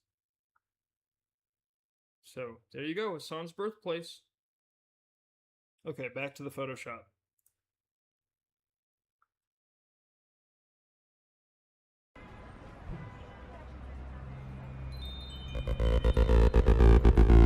Frankly, my dear, I don't give a damn. This is Kimani David. I'm the Young Turks Community Ambassador, and this is the first ever episode of TYT Community, in which we have community members from all over the country, all over the world, come talk about important issues. Hi, everybody. Would you guys introduce yourselves? Hi, I'm Jeff Wallner, a TYT community member, obviously. I'm from Michigan, and that's it. I'm Kevin Wayne, TYT community member from Florida. Today we're going to be talking about the RNC, among other things, and the general issues with the Republican platform, how Republicans present themselves, and how that's not a winning strategy. As governor of Massachusetts, I chose a woman lieutenant governor, a woman chief of staff. Half of my cabinet and senior officials were women. By the time I was out of school, I realized that I had to go out on my own, that if I stayed around Michigan in the same business, I'd never really know if I was getting a break because of my dad. I wanted to go someplace new and prove myself. Those weren't the easiest of days. Many long hours and weekends working, 5 young sons who seemed to have this need to reenact a different world war every night. If you felt that excitement when you voted for Barack Obama, shouldn't you feel that way now that he's President Obama? He took office without the basic qualification that most Americans have, and one that was essential to the task at hand. He had almost no experience working in a business. Jobs to him are about government. Paul Ryan and I have 5 steps. First, by 2020, North America will be energy independent by taking full advantage of our oil, our coal, our gas, our nuclear, and our renewables. Second, we'll give our fellow citizens the skills they need for the jobs of today and the careers of tomorrow. When it comes to the school your child will attend, every parent should have a choice and every child should have a chance. Third, we'll make trade work for America by forging new trade agreements. And when nations cheat in trade, there will be unmistakable consequences. And fourth, to assure every entrepreneur and every job creator that their investments in America will not vanish as have those in Greece, we will cut the deficit and put America on track to a balanced budget. And fifth, we will champion small businesses, America's engine of job growth. That means reducing taxes on business, not raising them. It means simplifying and modernizing the regulations that hurt small business the most. And it means that we must rein in the skyrocketing cost of health care by repealing and replacing Obamacare. When we go into the DNC, that whole speech that was given will just look terrible if they come on there, don't speak with rhetoric, just tell the truth and point things out. Speak with some substance. It's all they have to do is speak with some substance instead of speaking in metaphors and cliches, which is basically what you saw in every single speech. The Republicans don't have anything that there's no new policy that they want to talk about, and they don't talk about policy because people are going to start, if they talked about policy, people are thinking, oh wait a minute, no, isn't that what that guy George Bush did over for 8 years? Those are the policies he had, right? And my life has gone down the toilet since 2001. So Maybe that's why they don't talk about policy, because people don't like their policies. So what they'd rather do is they drag the other guy through the mud, right? They throw shit at the wall, see whatever sticks, and then people see that and they're like, okay, they're trying to make people like Obama less than they like Mitt Romney, which is pretty hard to do. If they got into some substance about these policies, you would see a lot of trouble on the Republican side, especially because they're such a minority in the country, and they really are. The only reason that they even get elected is because they show up to vote, and Democrats seem to not show up to vote. Their population level is so much lower, but they show up every time. You can count on it. And the problem with that is you have dedicated people that are going to show up, but that they don't even know the policy that their elected officials are voting on. They're very unaware. They hear those little cliches and they follow them, and they absorb them into the meaning that they have in their own mind. Yet when it comes to the policy itself, they don't know. Like at the end of 2010, when we extended the Bush-era tax cut, President Obama called Clinton in there. I knew he was getting him in there to get a backing to make that deal, and it was a bunch of crap. And as a progressive, I was extremely mad that he did that. Right. I would have stayed on unemployment. If I lost my unemployment, it wouldn't have mattered. That point right there, I wanted to stand up and fight. And I even made videos on that. I wanted to stand up and fight. And if it meant losing any benefits or whatever, or being taxed greater, right then and there, if the middle class would have lost their tax cut and unemployment would have been canceled because they wouldn't have extended it, that would have been fine, because I'll guarantee you that would have only lasted a month or two, and people would have been like, whoa, we are never electing a Republican again if they don't fix this. They know that they can't run on their policies. Their policies, they don't work. Trickle down doesn't work. Deregulation makes things worse. See 2008. So they run on, just like you said, they run on trashing the opponent and talking points.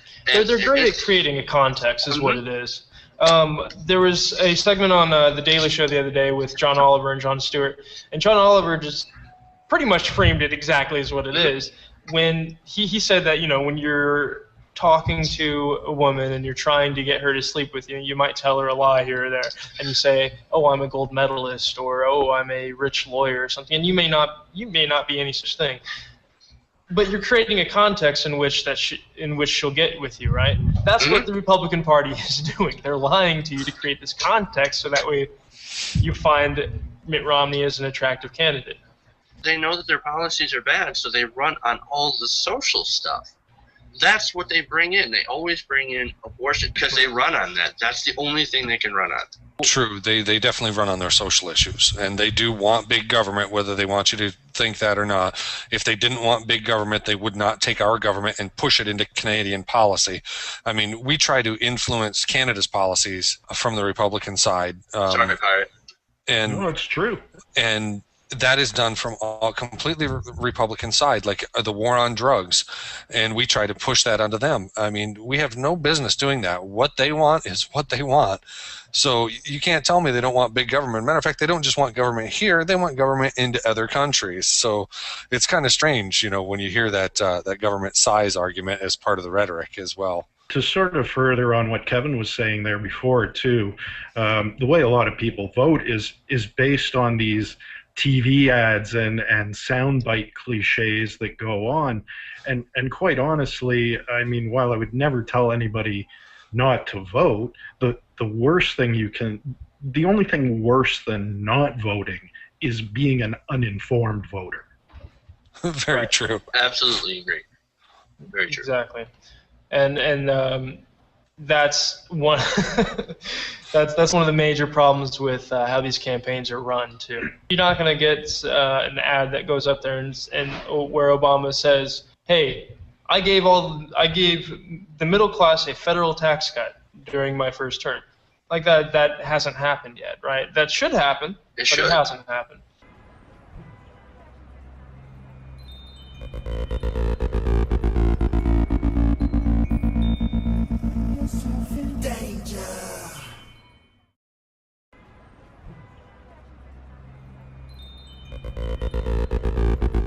I'm gonna make him an offer he can't refuse. Kimani David. I'm the Young Turks Community Ambassador, and this is the first ever episode of TYT Community, in which we have community members from all over the country, all over the world, come talk about important issues. Hi, everybody. Would you guys introduce yourselves? Hi, I'm Jeff Waldorf, a TYT community member, obviously. I'm from Michigan, and that's it. I'm Kevin Wayne, TYT community member from Florida. Today we're going to be talking about the RNC, among other things, and the general issues with the Republican platform, how Republicans present themselves, and how that's not a winning strategy. Okay, so let's move on to the David Koch story, because I want to do that before we're done here. Basically, this article says how David Koch supports gay marriage, pot legalization, and ending wars. And you shouldn't be surprised. That's because David Koch is a libertarian. The point that I really wanted to get into is really the fact that David Koch and the Koch brothers themselves, they're behind Mitt Romney not because of the social issues. They're in it to make money. That's all they care about. And so they're giving money to these causes, to Mitt Romney, and they're supporting the push on these social issues, but they don't care. They don't give a crap. Abortion, it doesn't matter. Gay marriage, they don't care. They want money. So this article paints David Koch as this kind of libertarian guy who doesn't want to control people's lives, but I'm going to challenge him a little bit. Okay, you say all this stuff. You say that you believe in gay marriage, and you believe in a non-interventionist foreign policy. And you believe in drug decriminalization. If you believe in that, then why are you endorsing Mitt Romney? Right. Why is you throwing your money behind him? Because, like I said, going back to the issue of pending war with Iran, you look at how much money Sheldon Adelson has thrown behind Mitt Romney, there's definitely an end game to that, right? And now we're talking about David Koch and what he believes in. What he believes in doesn't matter to him. He can say that all he wants. I want to see that represented with where his money's going. If he really believes in that stuff, he should be backing Gary Johnson. It's this whole problem with, people like David Koch and his brother throwing all this money behind Republicans. I think they made a huge push in supporting Scott Walker. They dumped millions of dollars, and Scott Walker isn't known for his, pro stance on gay marriage or anything like that. None of these Republicans believe in gay marriage. So you have to wonder why he's throwing all this money behind him, and it's because of this deregulation of Koch Industries and his energy policy. Mitt Romney's energy policy is nothing but a giveaway to coal, oil, and gas. If he doesn't believe in any of this stuff that the article says that he believes in, because when you believe in something, right, when you take a stance, you need to back that stance 100%. You can't say you can, but basically what he's doing is he's betting on one racehorse and rooting for another. In his rich person bubble, he doesn't, he probably doesn't know any gay people, and he doesn't really care. He's fine with it. It doesn't make him money. Well, here's the sad thing, though. Like, his money would make Gary Johnson a serious presidential candidate. Yeah. His money would make John Huntsman a serious presidential candidate. And these conservatives I'm mentioning now, I mean, they have their problems, sure, but these are people that are actually true conservatives to the root meaning of the word and what the party was 15 years ago, That's a sad point anyway, that you're saying that this person's money would make this person a candidate. The truth of that is so sad that it's ridiculous. I mean, we should be laughing at that at the same time we scorn it, but unless Wolfpack really does something, we've gone to a ridiculous level where money is running politics, and that really needs to change, because it's not just politics, it's just general news that the money is running. Right. And how much has been spent on campaign finance so far? Over $500 million between the two presidential candidates? I don't have the numbers in front of me, but I had read that Wouldn't be the other day. I'll surprised. pull it. Like that's a ridiculous amount of money. Imagine what they could do if they decided to throw that money against student loans and stuff like that. Oh yeah, Absolutely. I mean, it's it's every crazy. year. I'm 40 years old and I still, pay on student loans. That's ridiculous. I mean, it just doesn't make sense. But kids are going to be starting college next year, and you're still paying your own student loans. That's crazy. I want to see a candidate for president that's going to get into office and just start spending money the way that we as citizens would spend money. You know what I mean? How much does the Iraq war cost? 1.3 trillion thus far. The Iraq was a ridiculous amount like that. Yeah, and we'll be into billions with the Afghanistan. Right. I think well. we're getting near 800 billion for the Afghanistan war and 1.3 trillion for the Iraq war. What?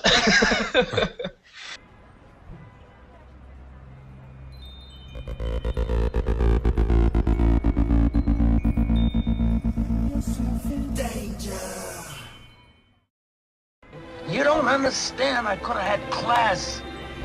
I could have been a contender. I could have been somebody instead of a bum. Welcome to TYT Community. This is the second episode ever. My name is Kimani David. I'm the Young Turks Community Ambassador. And with me today we have Jeff Waldorf and Kevin Wayne. My name is Jeff Waldorf. I have a blog at another progressive blog. Blogspot.com. I'm Kevin Wayne. I have also have a blog. It's veritynation.wordpress.com. TYT community member. I'm from Florida. All right, guys. Good to have you. This past week we had the Democratic National Convention, and if you were paying attention, it was very informative, exciting, fun, but was it factual? My family's story isn't special. What's special is the America that makes our story possible. Ours is a nation like no other, a place where great journeys can be made in a single generation. No matter who you are or where you come from, the path is always forward. That in our free market economy, some will prosper more than others. What we don't accept is the idea that some folks won't even get a chance. And the thing is, Mitt Romney and the Republican Party are perfectly comfortable with that America. In fact, that's exactly what they're promising us. The Romney-Ryan budget doesn't just cut public education, cut Medicare, cut transportation, and cut job training. It doesn't just pummel the middle class, it dismantles it. It dismantles what generations before have built to ensure that everybody can enter and stay in the middle class. When it comes to getting the middle class back to work, Mitt Romney says no. When it comes to respecting women's rights, Mitt Romney says no. When it comes to letting people love who they love and marry who they want to marry, Mitt Romney says no. When it comes to expanding access to good health care, Mitt Romney Actually,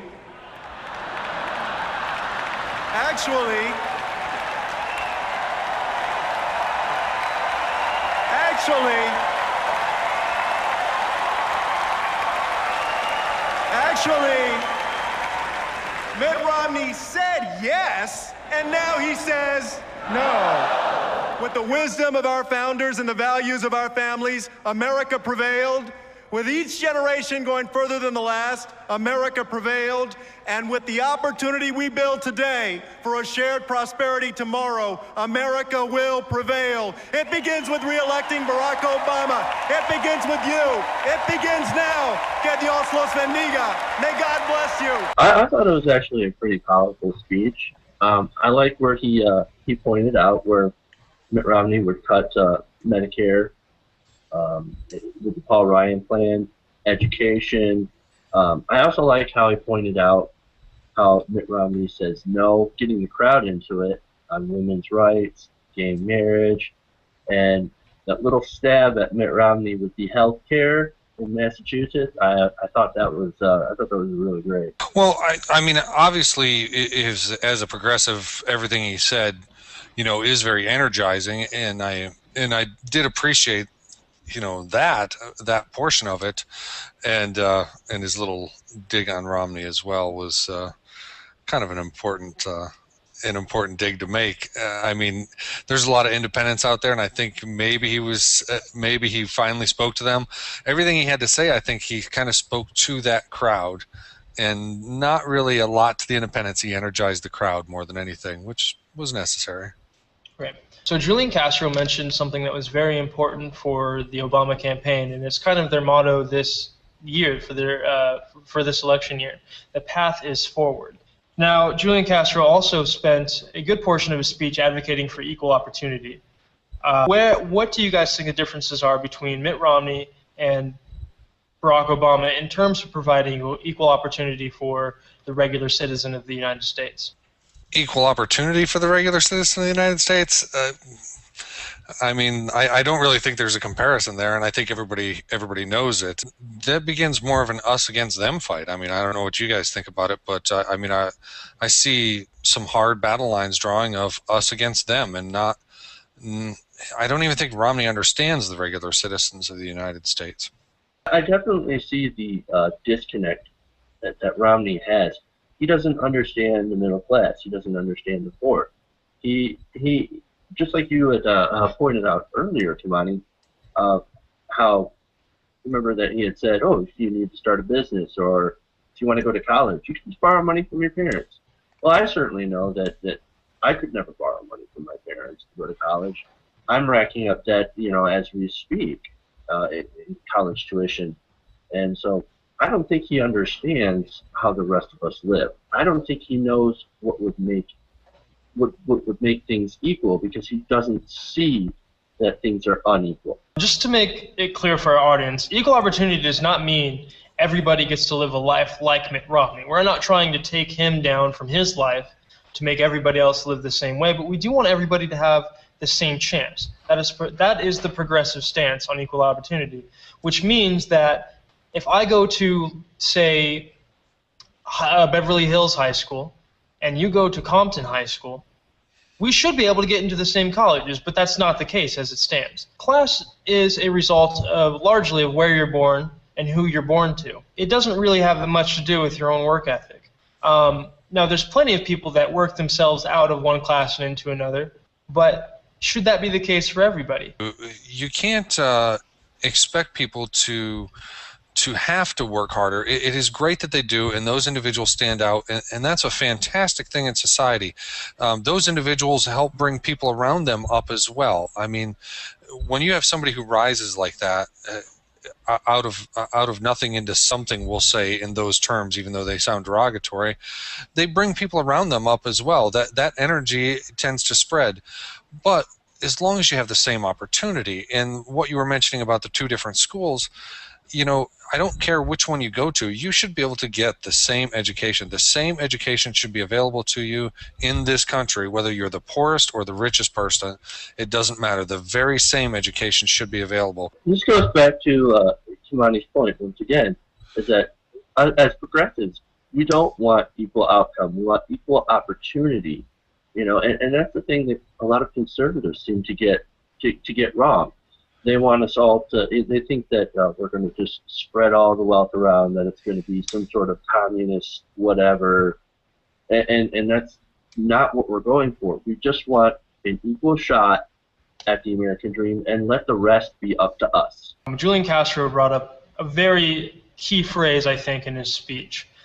Now, Republicans, conservatives might say that progressives want to share the wealth, in a socialistic aspect. Not true. Julian Castro said that we want to share the prosperity. Those are two very different things. That's a good point. Yep. I could leave it at that. That's a very good point.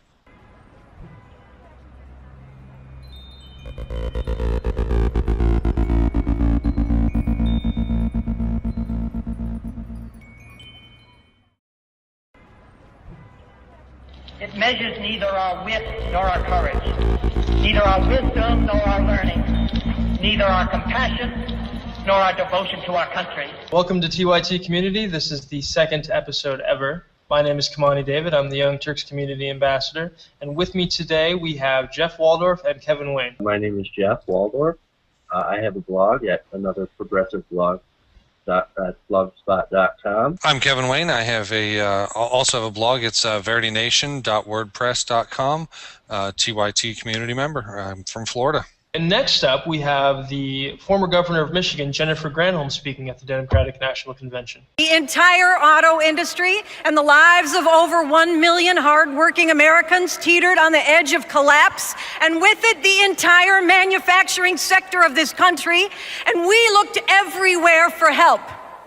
Almost nobody had the guts to help us. Not the banks, not the private investors, and not Bain Capital. But in 2009, the cavalry arrived, and our new president, Barack Obama, came in. He organized a rescue, he made the tough calls, and he saved the American auto industry. Now you know, Mitt Romney, he saw the same crisis, and you know what he said? Led to try to go bankrupt. Now, sure, Mitt Romney loves our lakes and our trees. He loves our cars so much they even have their own elevator. But the people who design and build and sell those cars, well, in Romney's world, the cars get the elevator and the workers get the shaft. President Obama, with the auto rescue, you know, he saved more than 1 million American jobs. But it wasn't just Michigan. Hey. It wasn't just Michigan, my friends. In Colorado, the auto rescue saved more than 9,000 jobs. In Virginia, more than 19,000 jobs. In North Carolina, 25,000 jobs. In Wisconsin, 28,000 jobs. In Pennsylvania, 34,000 jobs. In Florida, 35,000 jobs. In Ohio, 150,000 jobs. And in the great state of Michigan, 211,000 good-paying American jobs. All across America, autos are back. Manufacturing is rebounding. Why? You know what I'm saying?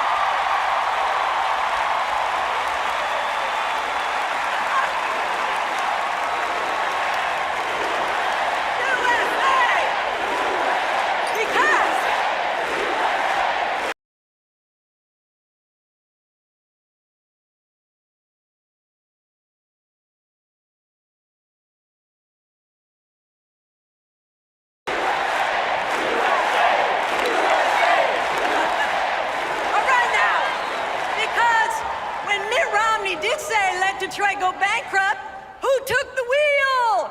Barack Obama! When America was losing 750,000 jobs per month, who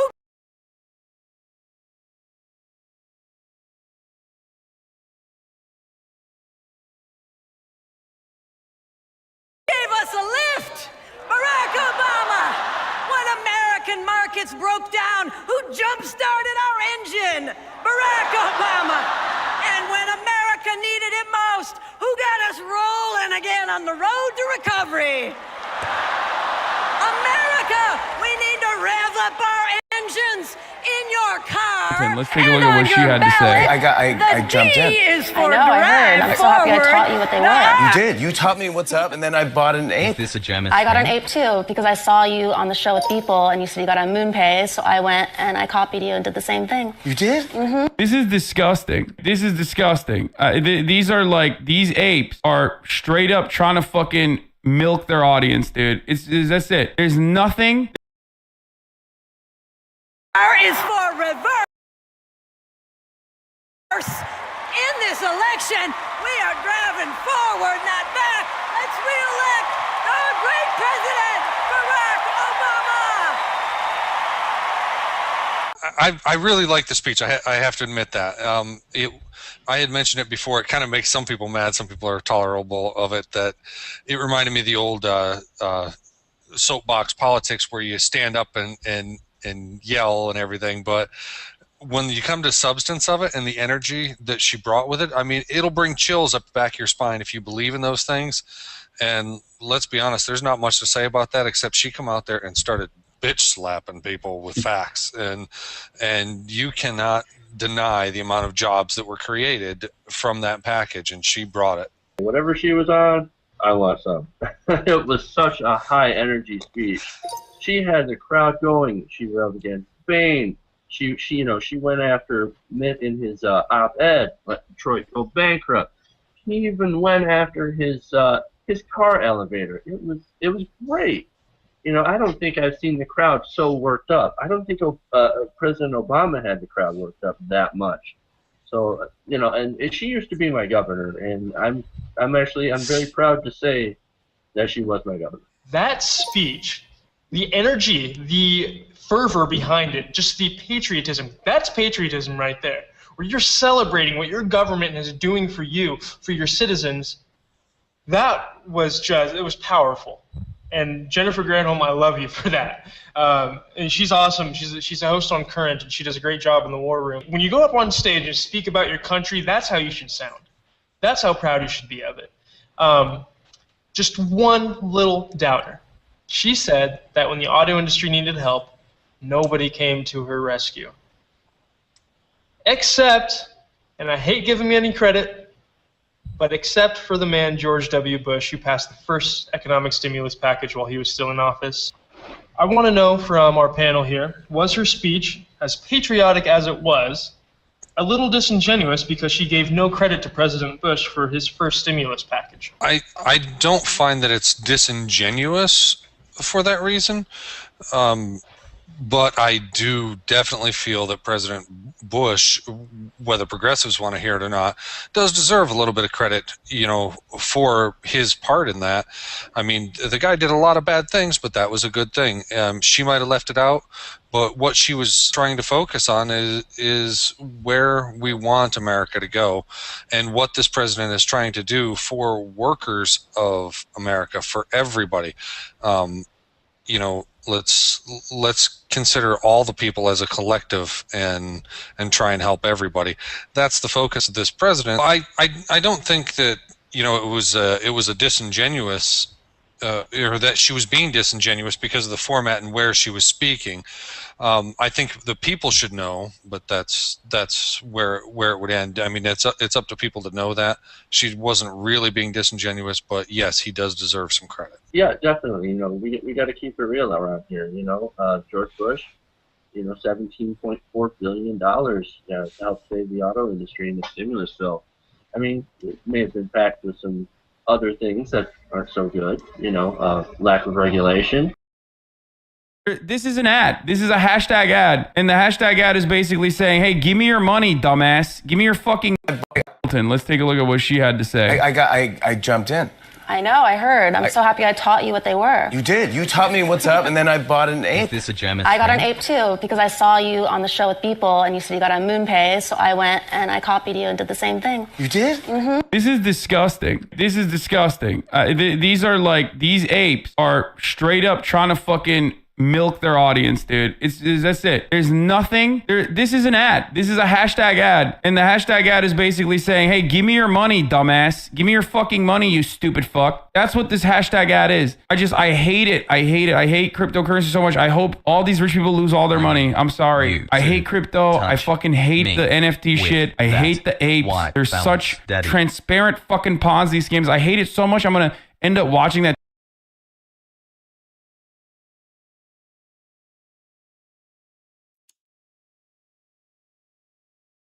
I just want to reiterate,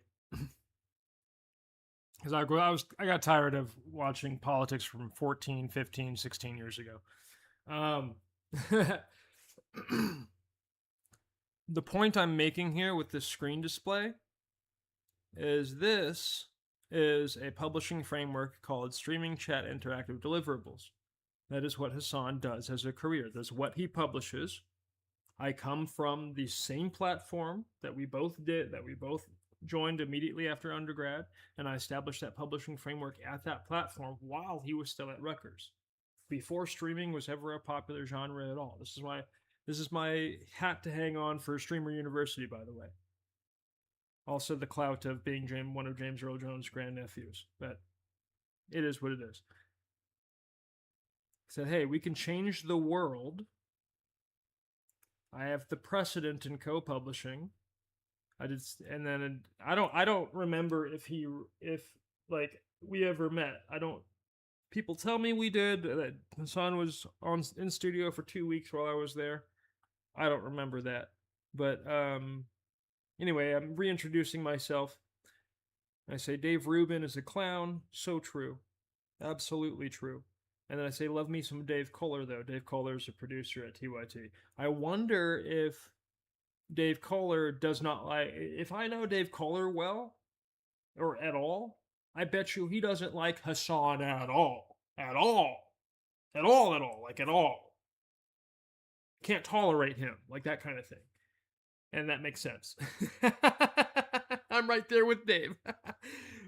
So if that might have triggered Hassan to see the name Dave Kohler. So then I say Pocket Socialism. We're publishing and I'm not telling him can we please chat about it off stream? No clout needed here. Vader blood. I'm good. Let's work together to actually get a real socialistic model off the ground. It'll get adopted by showbiz unions. Yes, collectively publishing of the asset on a public notary for all to see, and then use that publishing account as a treasury map for performance distribution would be adopted by showbiz unions, absolutely. And will be.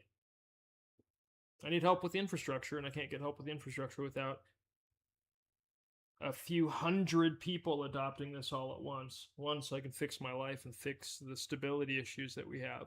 And then two, so we can actually build the Legos. You gotta build the Lego kits. And the ones that I designed are meant for like a few hundred people to come in and be excited to do, but it's not hype-based trading. I won't participate in that. 2-hour folding ideas video. Like, that's how much I fucking hate it. You know what I mean? It just makes me so angry. People try to act like they're gonna really help out the creator economy. It's gonna revitalize it. It's gonna revolutionize the creator economy. It's like, it's not. It's a Ponzi scheme, okay? It's a Ponzi scheme for an ugly duck or an ugly ape that they fucking copy paste. It's created by people that don't know anything about fucking art. It is disgusting. And also on top of that, like, the art space has always been very fucking elitist, very insular, and also been used as a way to fucking hide your assets, okay? As a way to hide, as a way to do tax evasion, for sure. But now, these dumbasses went and made it even more gnarly, okay? The one thing that was good about the art was at least it's supposed to make you feel something. Here's the thing. This idiot thinks we're doing the same thing, thinks that the precedent behavior is the same thing as the antecedent behavior. And so he's not a journalist. Zero investigation, zero curiosity, just assumes that Let Me Out Productions, as a publication, is just doing the same kind of hype-based gambling in our publishing method that Bored Apes is doing. We are not. And also, there are tens of thousands of other publishers that are not doing that. That this idiot is calling broad brush, we're all criminals in a Ponzi scheme. That's what he says, and then he informs the masses, 50 million fucking people is what Hassan Piker reaches. For no reason either. It's not because of merit, it's not because he actually provides anything of substance. Good lord, we just watched a bunch of provision of substance from the original publishing framework. Black innovation. But this is the problem. This is part of the problem. Right? So I'm black and I'm native. I'm mostly black. I would say if you were to do the breakdown, I'd be over 65% African in my bloodline. Yeah, maybe over 60% African in my bloodline. Probably less than 10% any European at all. The rest of that would be the Native American blood from my Kaw Nation background. All right? In terms of advocacy from your group identities, I've had much more advocacy in my existence from other Native Americans than any other group. And that's despite, the sea-textured hair and the sea on my face and on my head. And clearly, the afro of the Afro-Indigenous shines through. I'm red and black like the Falcons. The black advocacy is like, look, I want to describe a couple of concepts to y'all. This is what's happened to me. Let's leave that up. Let's get rid of that. Let's get rid of that. What else?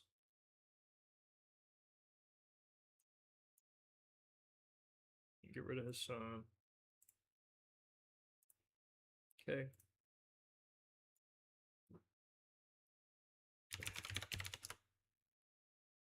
This is what's happened to me and to the publishing method. Okay, enslave. To reduce to slavery, to make a slave of, to subject to a dominant influence. Subject to a dominant influence. This is the definition I'm focused on. To enslave is to subject to a dominant influence. Period. Just period, okay? So, Hassan is enslaving the precedent, enslaving my life's work in linguistics and media publishing, enslaving decades of fucking work to land here at this time to form a press, enslaving that in the abstract calendar of events in time. This is the precedent. It's not derivative of anything else. It's its own behavior that is published abstract and separate from anything else. Period. At all. Period. And I've told everybody for 5 years now, we're not gambling, you are publishing. We are the precedent. We are using the notary as a publishing tool to publish property for everybody to share and publish together and enjoy. And incidentally, when you do that, you form a treasury map across from every Lego in the kit. If you're going to map performance to the Lego kit, which is what we do, and then every Lego in the kit has its own performance. That's pocket socialism. That's the vessel of that's the means of production and intellectual property seized by workers, so to speak, because now they own their contribution to the property. That is seizing the property. Period. It's not violent. It's just math. It's just linguistics. It's just human behavior. The perception, creation, and delivery of value in human behavior. That's it. And that's the precedent. That idiot, he's a racist clown. He's clearly such a racist clown, okay? He's got a track record of virulent racism. Virulent?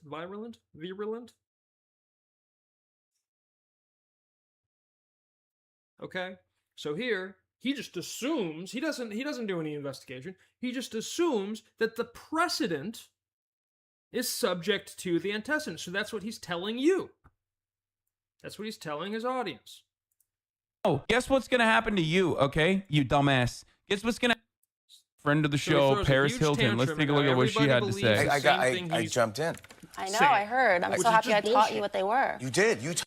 And the reason why he's so emotional in his tantrum is because he knows I'm the precedent. And he knows if I blow up, people will see TYT community as his daddy. And maybe that's right. Maybe that's correct. Because the fear is an admission to me. If you didn't have any guilt in deriving from this, you wouldn't be behaving this way. That's how I see it. That's how I see it. Am I wrong? Am I crazy? I look crazy with Mr. Broken here. Get back in the back cage there. Nobody needs to see you trapezing around back there, okay? This is the precedent. Let Me Out Productions, collective publishing, title by title, Lego piece by Lego piece, 500,000 in our brand. This is number 5, March 31st, 2021. 0, we're not pumping a line, we're not pumping the value of the brand, we are just selling the piece to be published into the brand's existence. And now you can say, hey, I own number 5 and I did this.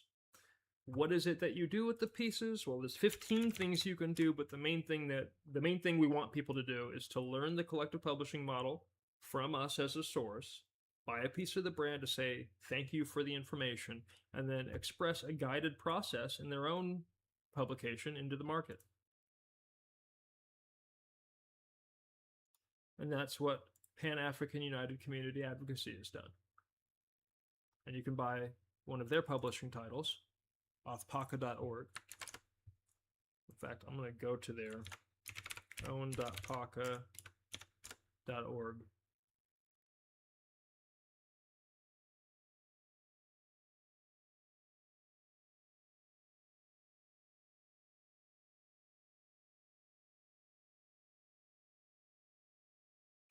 Okay, is there a filter? Just do all. And let's go, just go to the bottom. So you'll see here the standard format is a deed or some other property forming community agreement. That a deed is a deed claim. You're claiming the intellectual property of your own creation on the public notary. And that's what you need. You need fixed points, measurable distances, and impartial witness to create deed claim. By the way, that could, let me say it this way, that could potentially vary from locale to locale. So just make sure that you're operating within deed claim rationale and protocols of your state, county, and city if you're going to approach your property claim via deed. And we help with that process. There's a guided process that produces a publication like this for collective publishing, another impact puzzle, community garden, Lego kit structured asset. And you need a piece of our brand to access this, for one, and then two, go through it with a producer on our side. So let's go to, where is that? It's Project Development Guild. I think I can show you all the first few lines of it. It's not a big deal. So let's do a write your deed to the brand. Okay, so you buy a piece of Let Me Out Productions. Let's go to the earliest piece available. Let's put it in chat. That's so cheap. $126. And if you don't want an orange one, like they are all unique pieces of art, so just go pick one that you do like. There's one for 130 bucks. Okay. I know Lavelle wants a piece.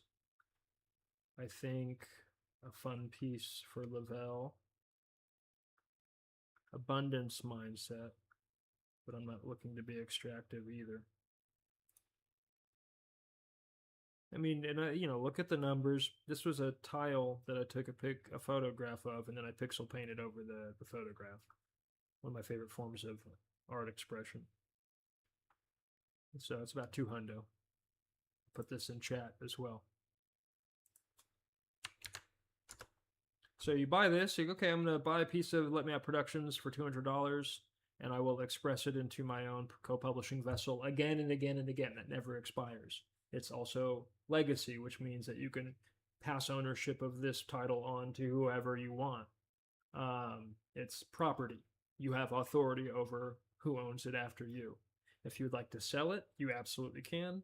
We're not doing line pumping. We're not looking for you to buy this at $200 and then exit the brand at $500 or $5,000 or whatever it is that these people are doing.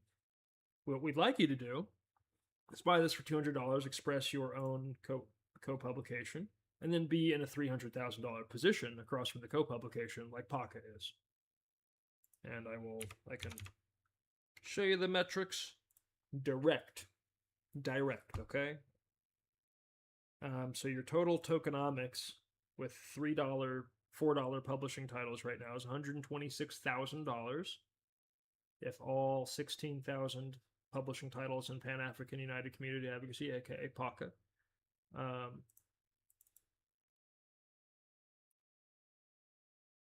yeah, buy a publishing title of the brand. I can pay all my bills. I can pay all my bills for June. Be all the way caught up, pay all the bills for July, and get things fixed. Like that needs to be the market, is the precedent. It can't. You guys cannot transact sanctimony against an intestinate and walk away. It's dog shit. If you would do it to a black person as well, And black people are doing it to me. Natives are doing it to me. Everybody's doing it to me because Hassan Piker led the world with disinformation to specifically harm me. And it's so hard to perceive. It's a very hard thing to perceive, but it is egregiously illegal. It is not legal at all. So if I get a streamer university, ideally speaking, that my work with TYT community is part of what's being honored as Black innovation, and then my work on chain with notarized co-publishing is also part of what's being honored as Black innovation. You know, so yeah, I'm gonna wrap this up. I'm getting a little hungry. I have a little bit of rice from yesterday, so I should be good for today if need be. But I need I'll speak it into existence. I need spendable money to spend on pay my bills. People are always the number one thing that happens when you're disabled like I am. Let's get a little lower on the camera.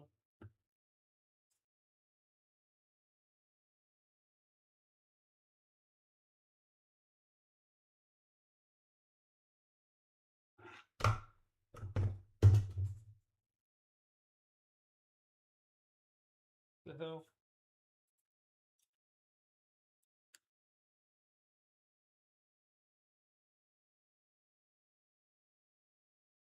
Okay, there's focus point. Okay, so yeah, I've got a bunch of scars down here, and I manage this. It's all the way across my body. I've been cut in half, and I've been cut in half upwards too. And that's not to like paint myself as a pity party or anything. That is a lot to manage. It takes 2 to 8 hours a day of using heating pads and boar bristle brushes to yank open, and I also have these massage instruments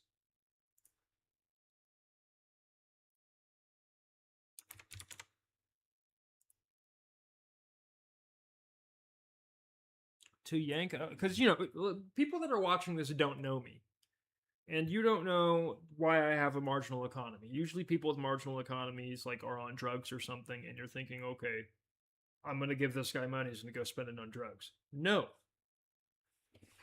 Here are the pills that I take. They're all holistic. I already go through so much with my health issues, y'all. I do not want to introduce more issues.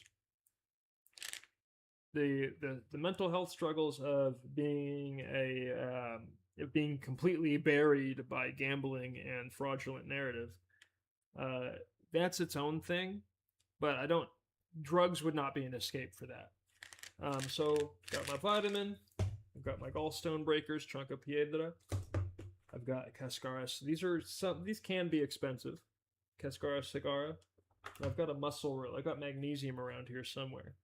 I also do a little bit of sativa, a little bit of relaxing the pelvic floor, and to take the a little bit of the I wouldn't even say the tree affects my mentals these days. I have to really try hard. You know what I mean?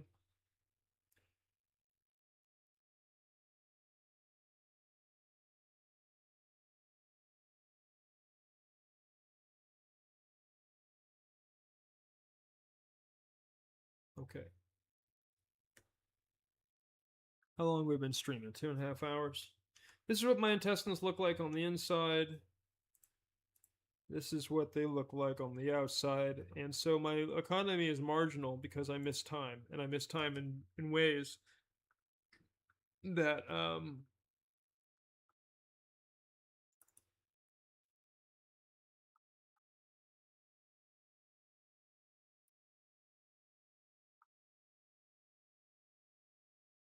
so yeah, this is a bad picture. It just shows the bruising. I was trying to show a doctor my bruising from opening my like having to manually open that area that's narrow.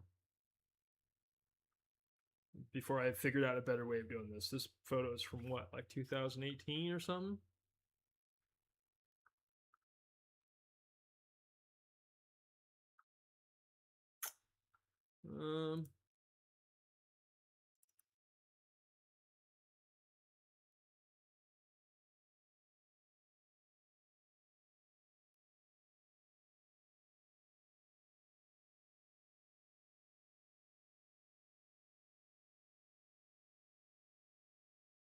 I swear I had a better picture.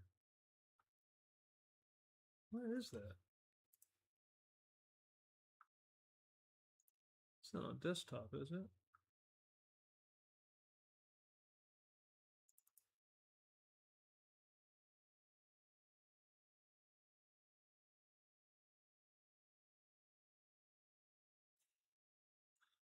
Okay, well, one of them... Oh, I know what to do.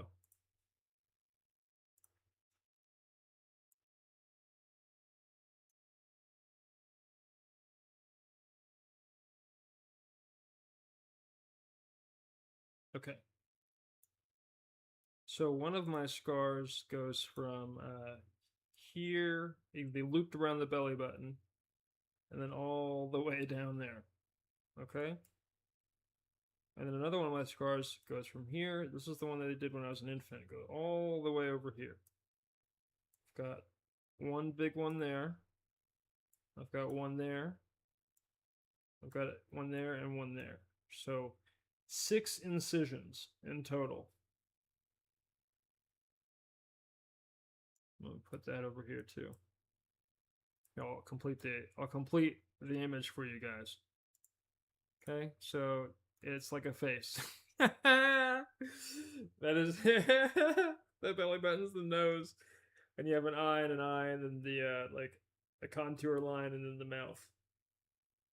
Anyway, so I have to manually work this portion of my digestive tract, and if I don't, I'll die of sepsis. I'll probably die of sepsis anyway, because I'm going to take a bad step in poverty while scrambling for, like, I'm just, I'm throwing myself at this. I'm throwing myself at co-publishing. I formed the precedent.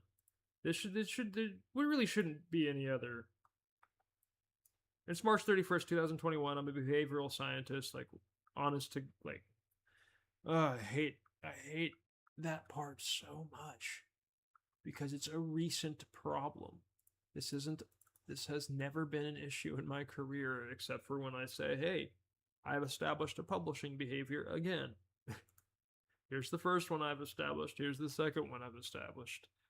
But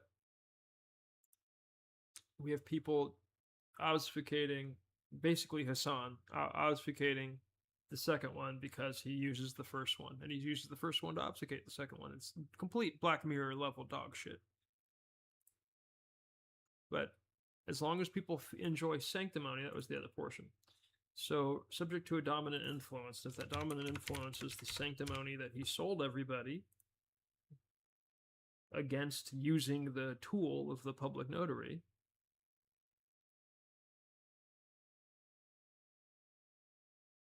an unwarranted attitude of moral or social superiority. So I am subject to a dominant I'm subject to the dominant influence of everybody's unwarranted attitude of moral and social superiority against an antecedent publication that deliberately, like, they're bored, they're degenerate gamblers that call themselves apes, and they're co-publishing the brand of a yacht club. So they're degenerate gamblers, they're bored, they're publishing a yacht club like a status symbol, and so they're publishing it through gambling. Because they're gamblers. That happened 3 weeks after me. It's got nothing to do with me. Everybody has to perceive that and then silo me off as a separate human being and apply humanity separately, and then investigate and then report newsworthy information separately. Nobody so much as called me. Hassan didn't call me. He just blocked me and he's continued to this fucking day selling garbage instead of information. And he understands the information, and he still sells garbage. I need to be on Streamer University because this is an all-time antitrust violation, like market shaping. Well, let me say it this way. I need to be on Streaming University. No, I don't. What I mean is, if I get to Streamer University, I will have at least some agency and platform to clear up the narratives against notarized co-publishing. And it's important to do. Because how do y'all think every data brain of every AI is published?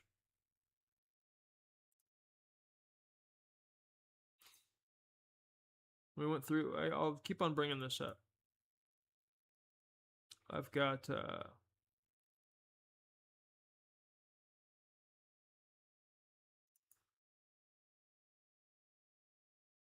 is how the brand is published. Titled Shared Property, made of publishing titles that are each installed by a co-publishing owner. Okay? That's how Lemmy Productions is published. That's the precedent in co-publishing on a public notary. Here's how an AI data brain is published. Let me pause it. This is a data campaign collection, which is a corporate property, 1 unit. It's composed of data shards, so they're removing ownership, which are contributed by your blockchain address that's secretly behind your Instagram, your Facebook, your WhatsApp, your whatever it is that you're using, your YouTube. All of them have blockchain addresses affiliated with your account, and your user activity forms data shards that are being collected by that corporation. And then those data shards are being expressed into AI. And if that AI goes on to earn commercial money at all, those data shards are not treasury mapped to the performance, even though that's the precedent. Those individual data shards are not earning from their individual performance and expression, even though that's the precedent. So you wonder why Hassan would lie about collective publishing on the public notary. Could it be to run Vanguard? For all everybody getting data extracted by corporations, and so now we're all subject to the dominant influence of being data scraped, which reduces us to slavery, which reduces what we publish to slavery. It's interesting. Like, people need to think of AI the way it works as just one giant torrent that they downloaded every human being on the planet that uses the internet on. And how do they organize the data? As a puzzle structure, but you don't own the pieces. It's dog shit. So thanks, Hassan. Congratulations on your social hierarchy that you always transact in. You're known for. You want to keep a dog in the corner. You want to control how people perceive reality. Enjoy what's coming, brother. You can't, like, the whole machine, you can't keep me in the corner forever, especially if you figured it out by now. Okay? Anything founded in faith will not fail. And I'm just here executing something else. I'm here executing something way beyond me. I was tasked with it. I was tasked with this. Where is it? Keep on bringing it down off stream. I'll bring up Craft Mind Bear. Well, let's go to it on the notary. Let's stop using screenshots. Okay, you guys have enslaved everything for sanctimony.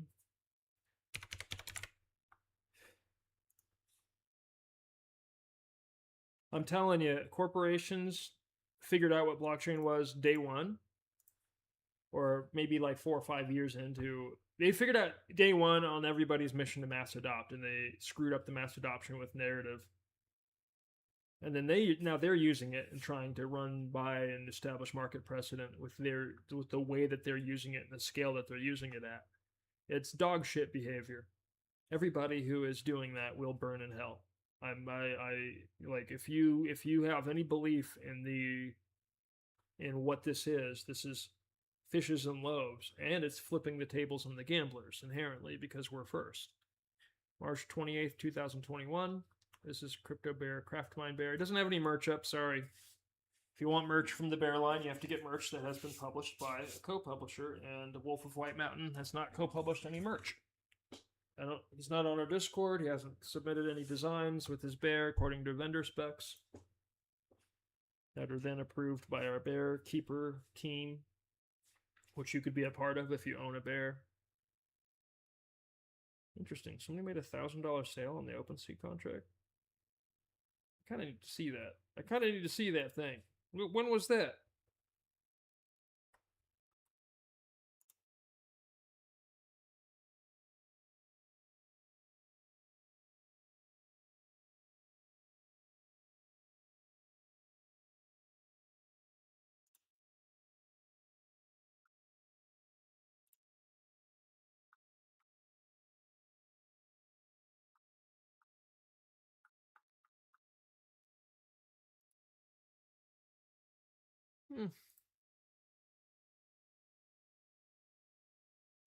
I want to see that last sale, man. Can I click on it? Somebody did $1,000 sale on the storefront contract, which is the same contract my shots are on. So that's great that the market's comfortable spending real asset money on real assets on that contract. Precedent, March 28th, Collective Publishing. We just use Fandom. Nothing fancy. Here's the actual musical. And let's link to the store here as well.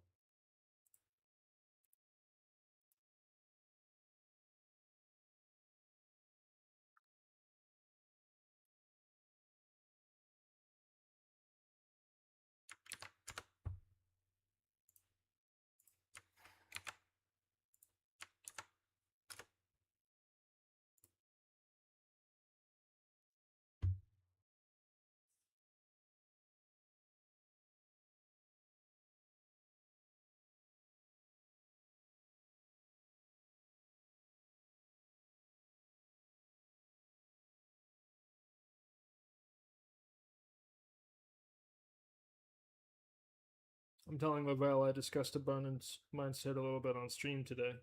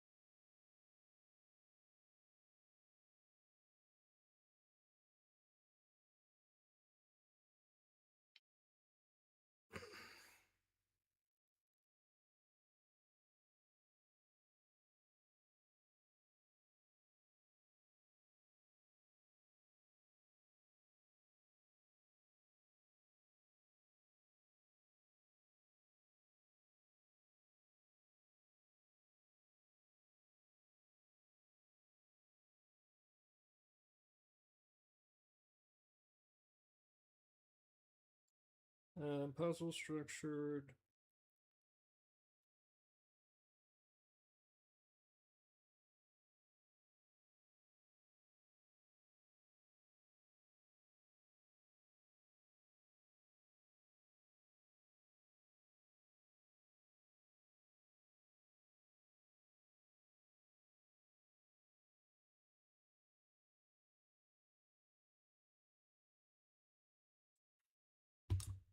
But yeah, buy a company ownership token. I can pay bills. And then go to Discord, publish that specific publishing title into an asset that you will then go to market with co-publishing.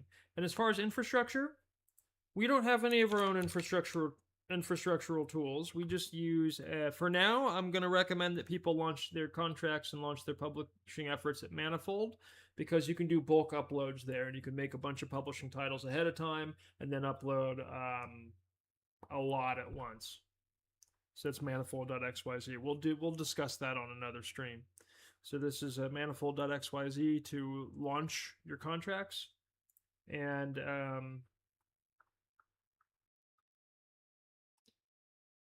yeah, next time maybe the thing is, as soon as I walk y'all through how to write the deed to the brand, anybody in the world can then watch that stream and then do it. And in my experience, leading the market that way hasn't worked out for me. Like just teaching, because what it does is you publish the result, and then other people come along, they subject the result to whatever narrative that they want to come up with. And if their goal is to harm you, as Hassan's goal is, this is what happens. Now we have Trump president, and Kamala never had sound crypto policy, didn't attract that portion of the voting contingent, the voter bloc, lost swing states by a measly hair, while Hassan is, insisting that she's not a pure candidate and keeping people at home. It's a horrible use of streaming chat interactive deliverables. But anyway, I clearly impact history in a weird way. I know what's going on. I think I know what's going on. I don't love it. I really don't love it, okay? I really don't love it. But that said, I'm grateful. I'm grateful because the choice could have been anybody, but here I am supposed to herald the flipping of the tables and the fishes and the loaves. That's what I'm supposed to do. If you're going to publish that with me, that's what you're supposed to do too. It's just that simple. So anything fundamental in faith will not fail, and this is fundamental in faith. Thank y'all for your supporting. Real quick, because I told Lavelle I'd do it, we're going to go to Coinbase.com and just look at how to buy there.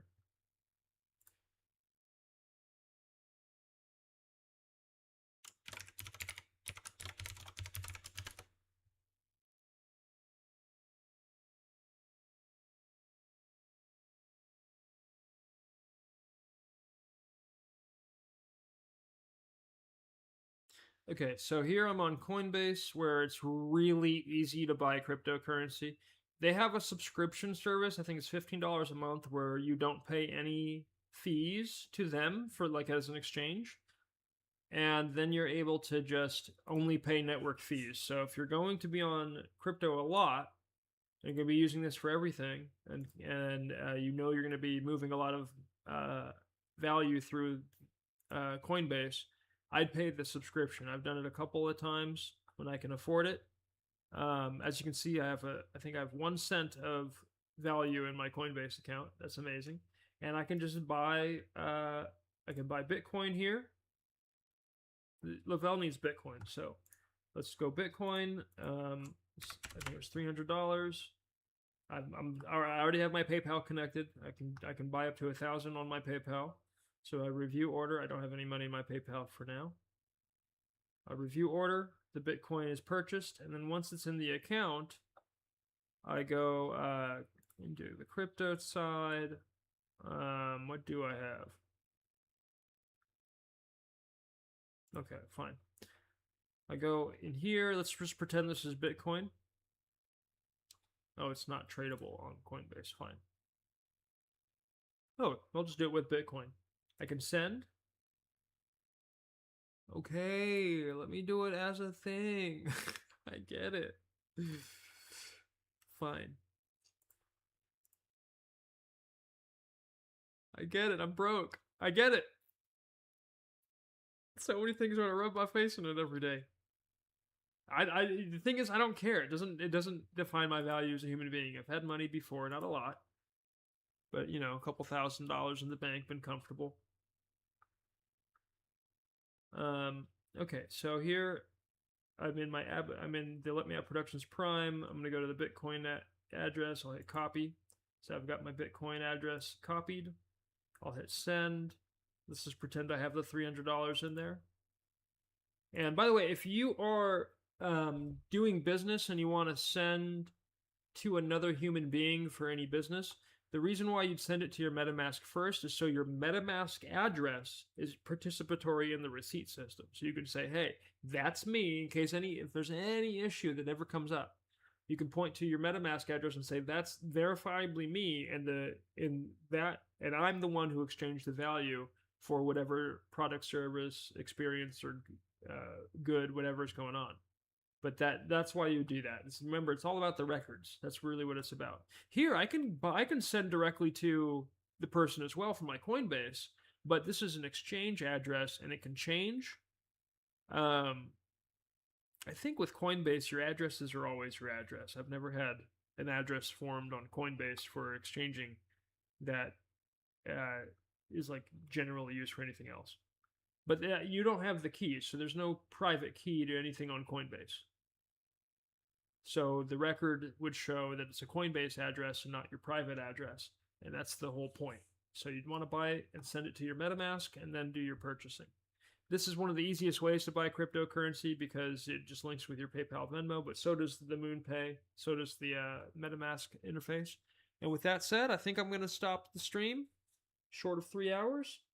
I will try to time code it into the relevant bits so Lavelle can skip around, and that should do it. Please buy a company ownership token, Abundance Mindset. In fact, do buy a company ownership token. How about that? That way I can pay my damn bills. All right? And in general, this goes for everybody. I've been around, okay? My career's easy to consume and easy to watch back. If you have any questions, I will hop on a live call with you. I've got nothing to hide. I've got nothing to gatekeep about myself. The one thing I don't really like about engaging with society at all, really, is the whole idea that I have to have main character energy to be a part of this market. I think my results should be a part of this market. My results speak for themselves. You know, I've been a career publisher at a high level for a long time. And it's not hard to find. So what happens is people shift the goalposts and they want to hold me on trial against their shifted goalposts, and I hate it. I can't stand it. Speaking of,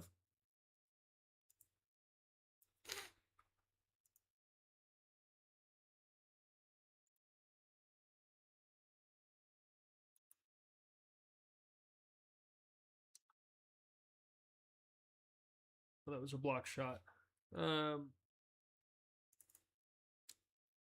Let's job search.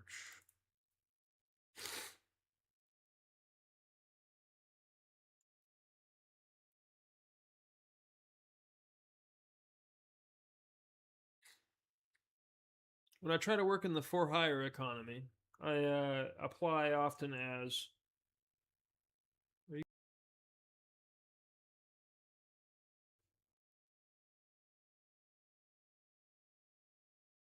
what?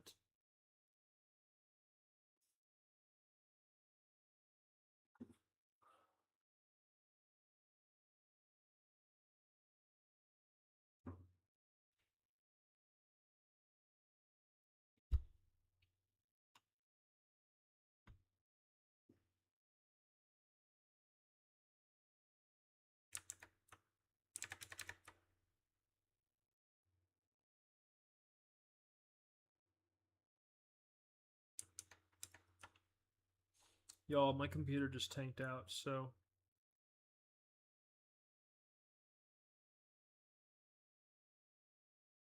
okay, well, I wanted to end the stream anyway. Point is, I have degrees in behavioral science and in linguistics for phonetic analysis. My primary bachelor's is in film and digital media with a production focus.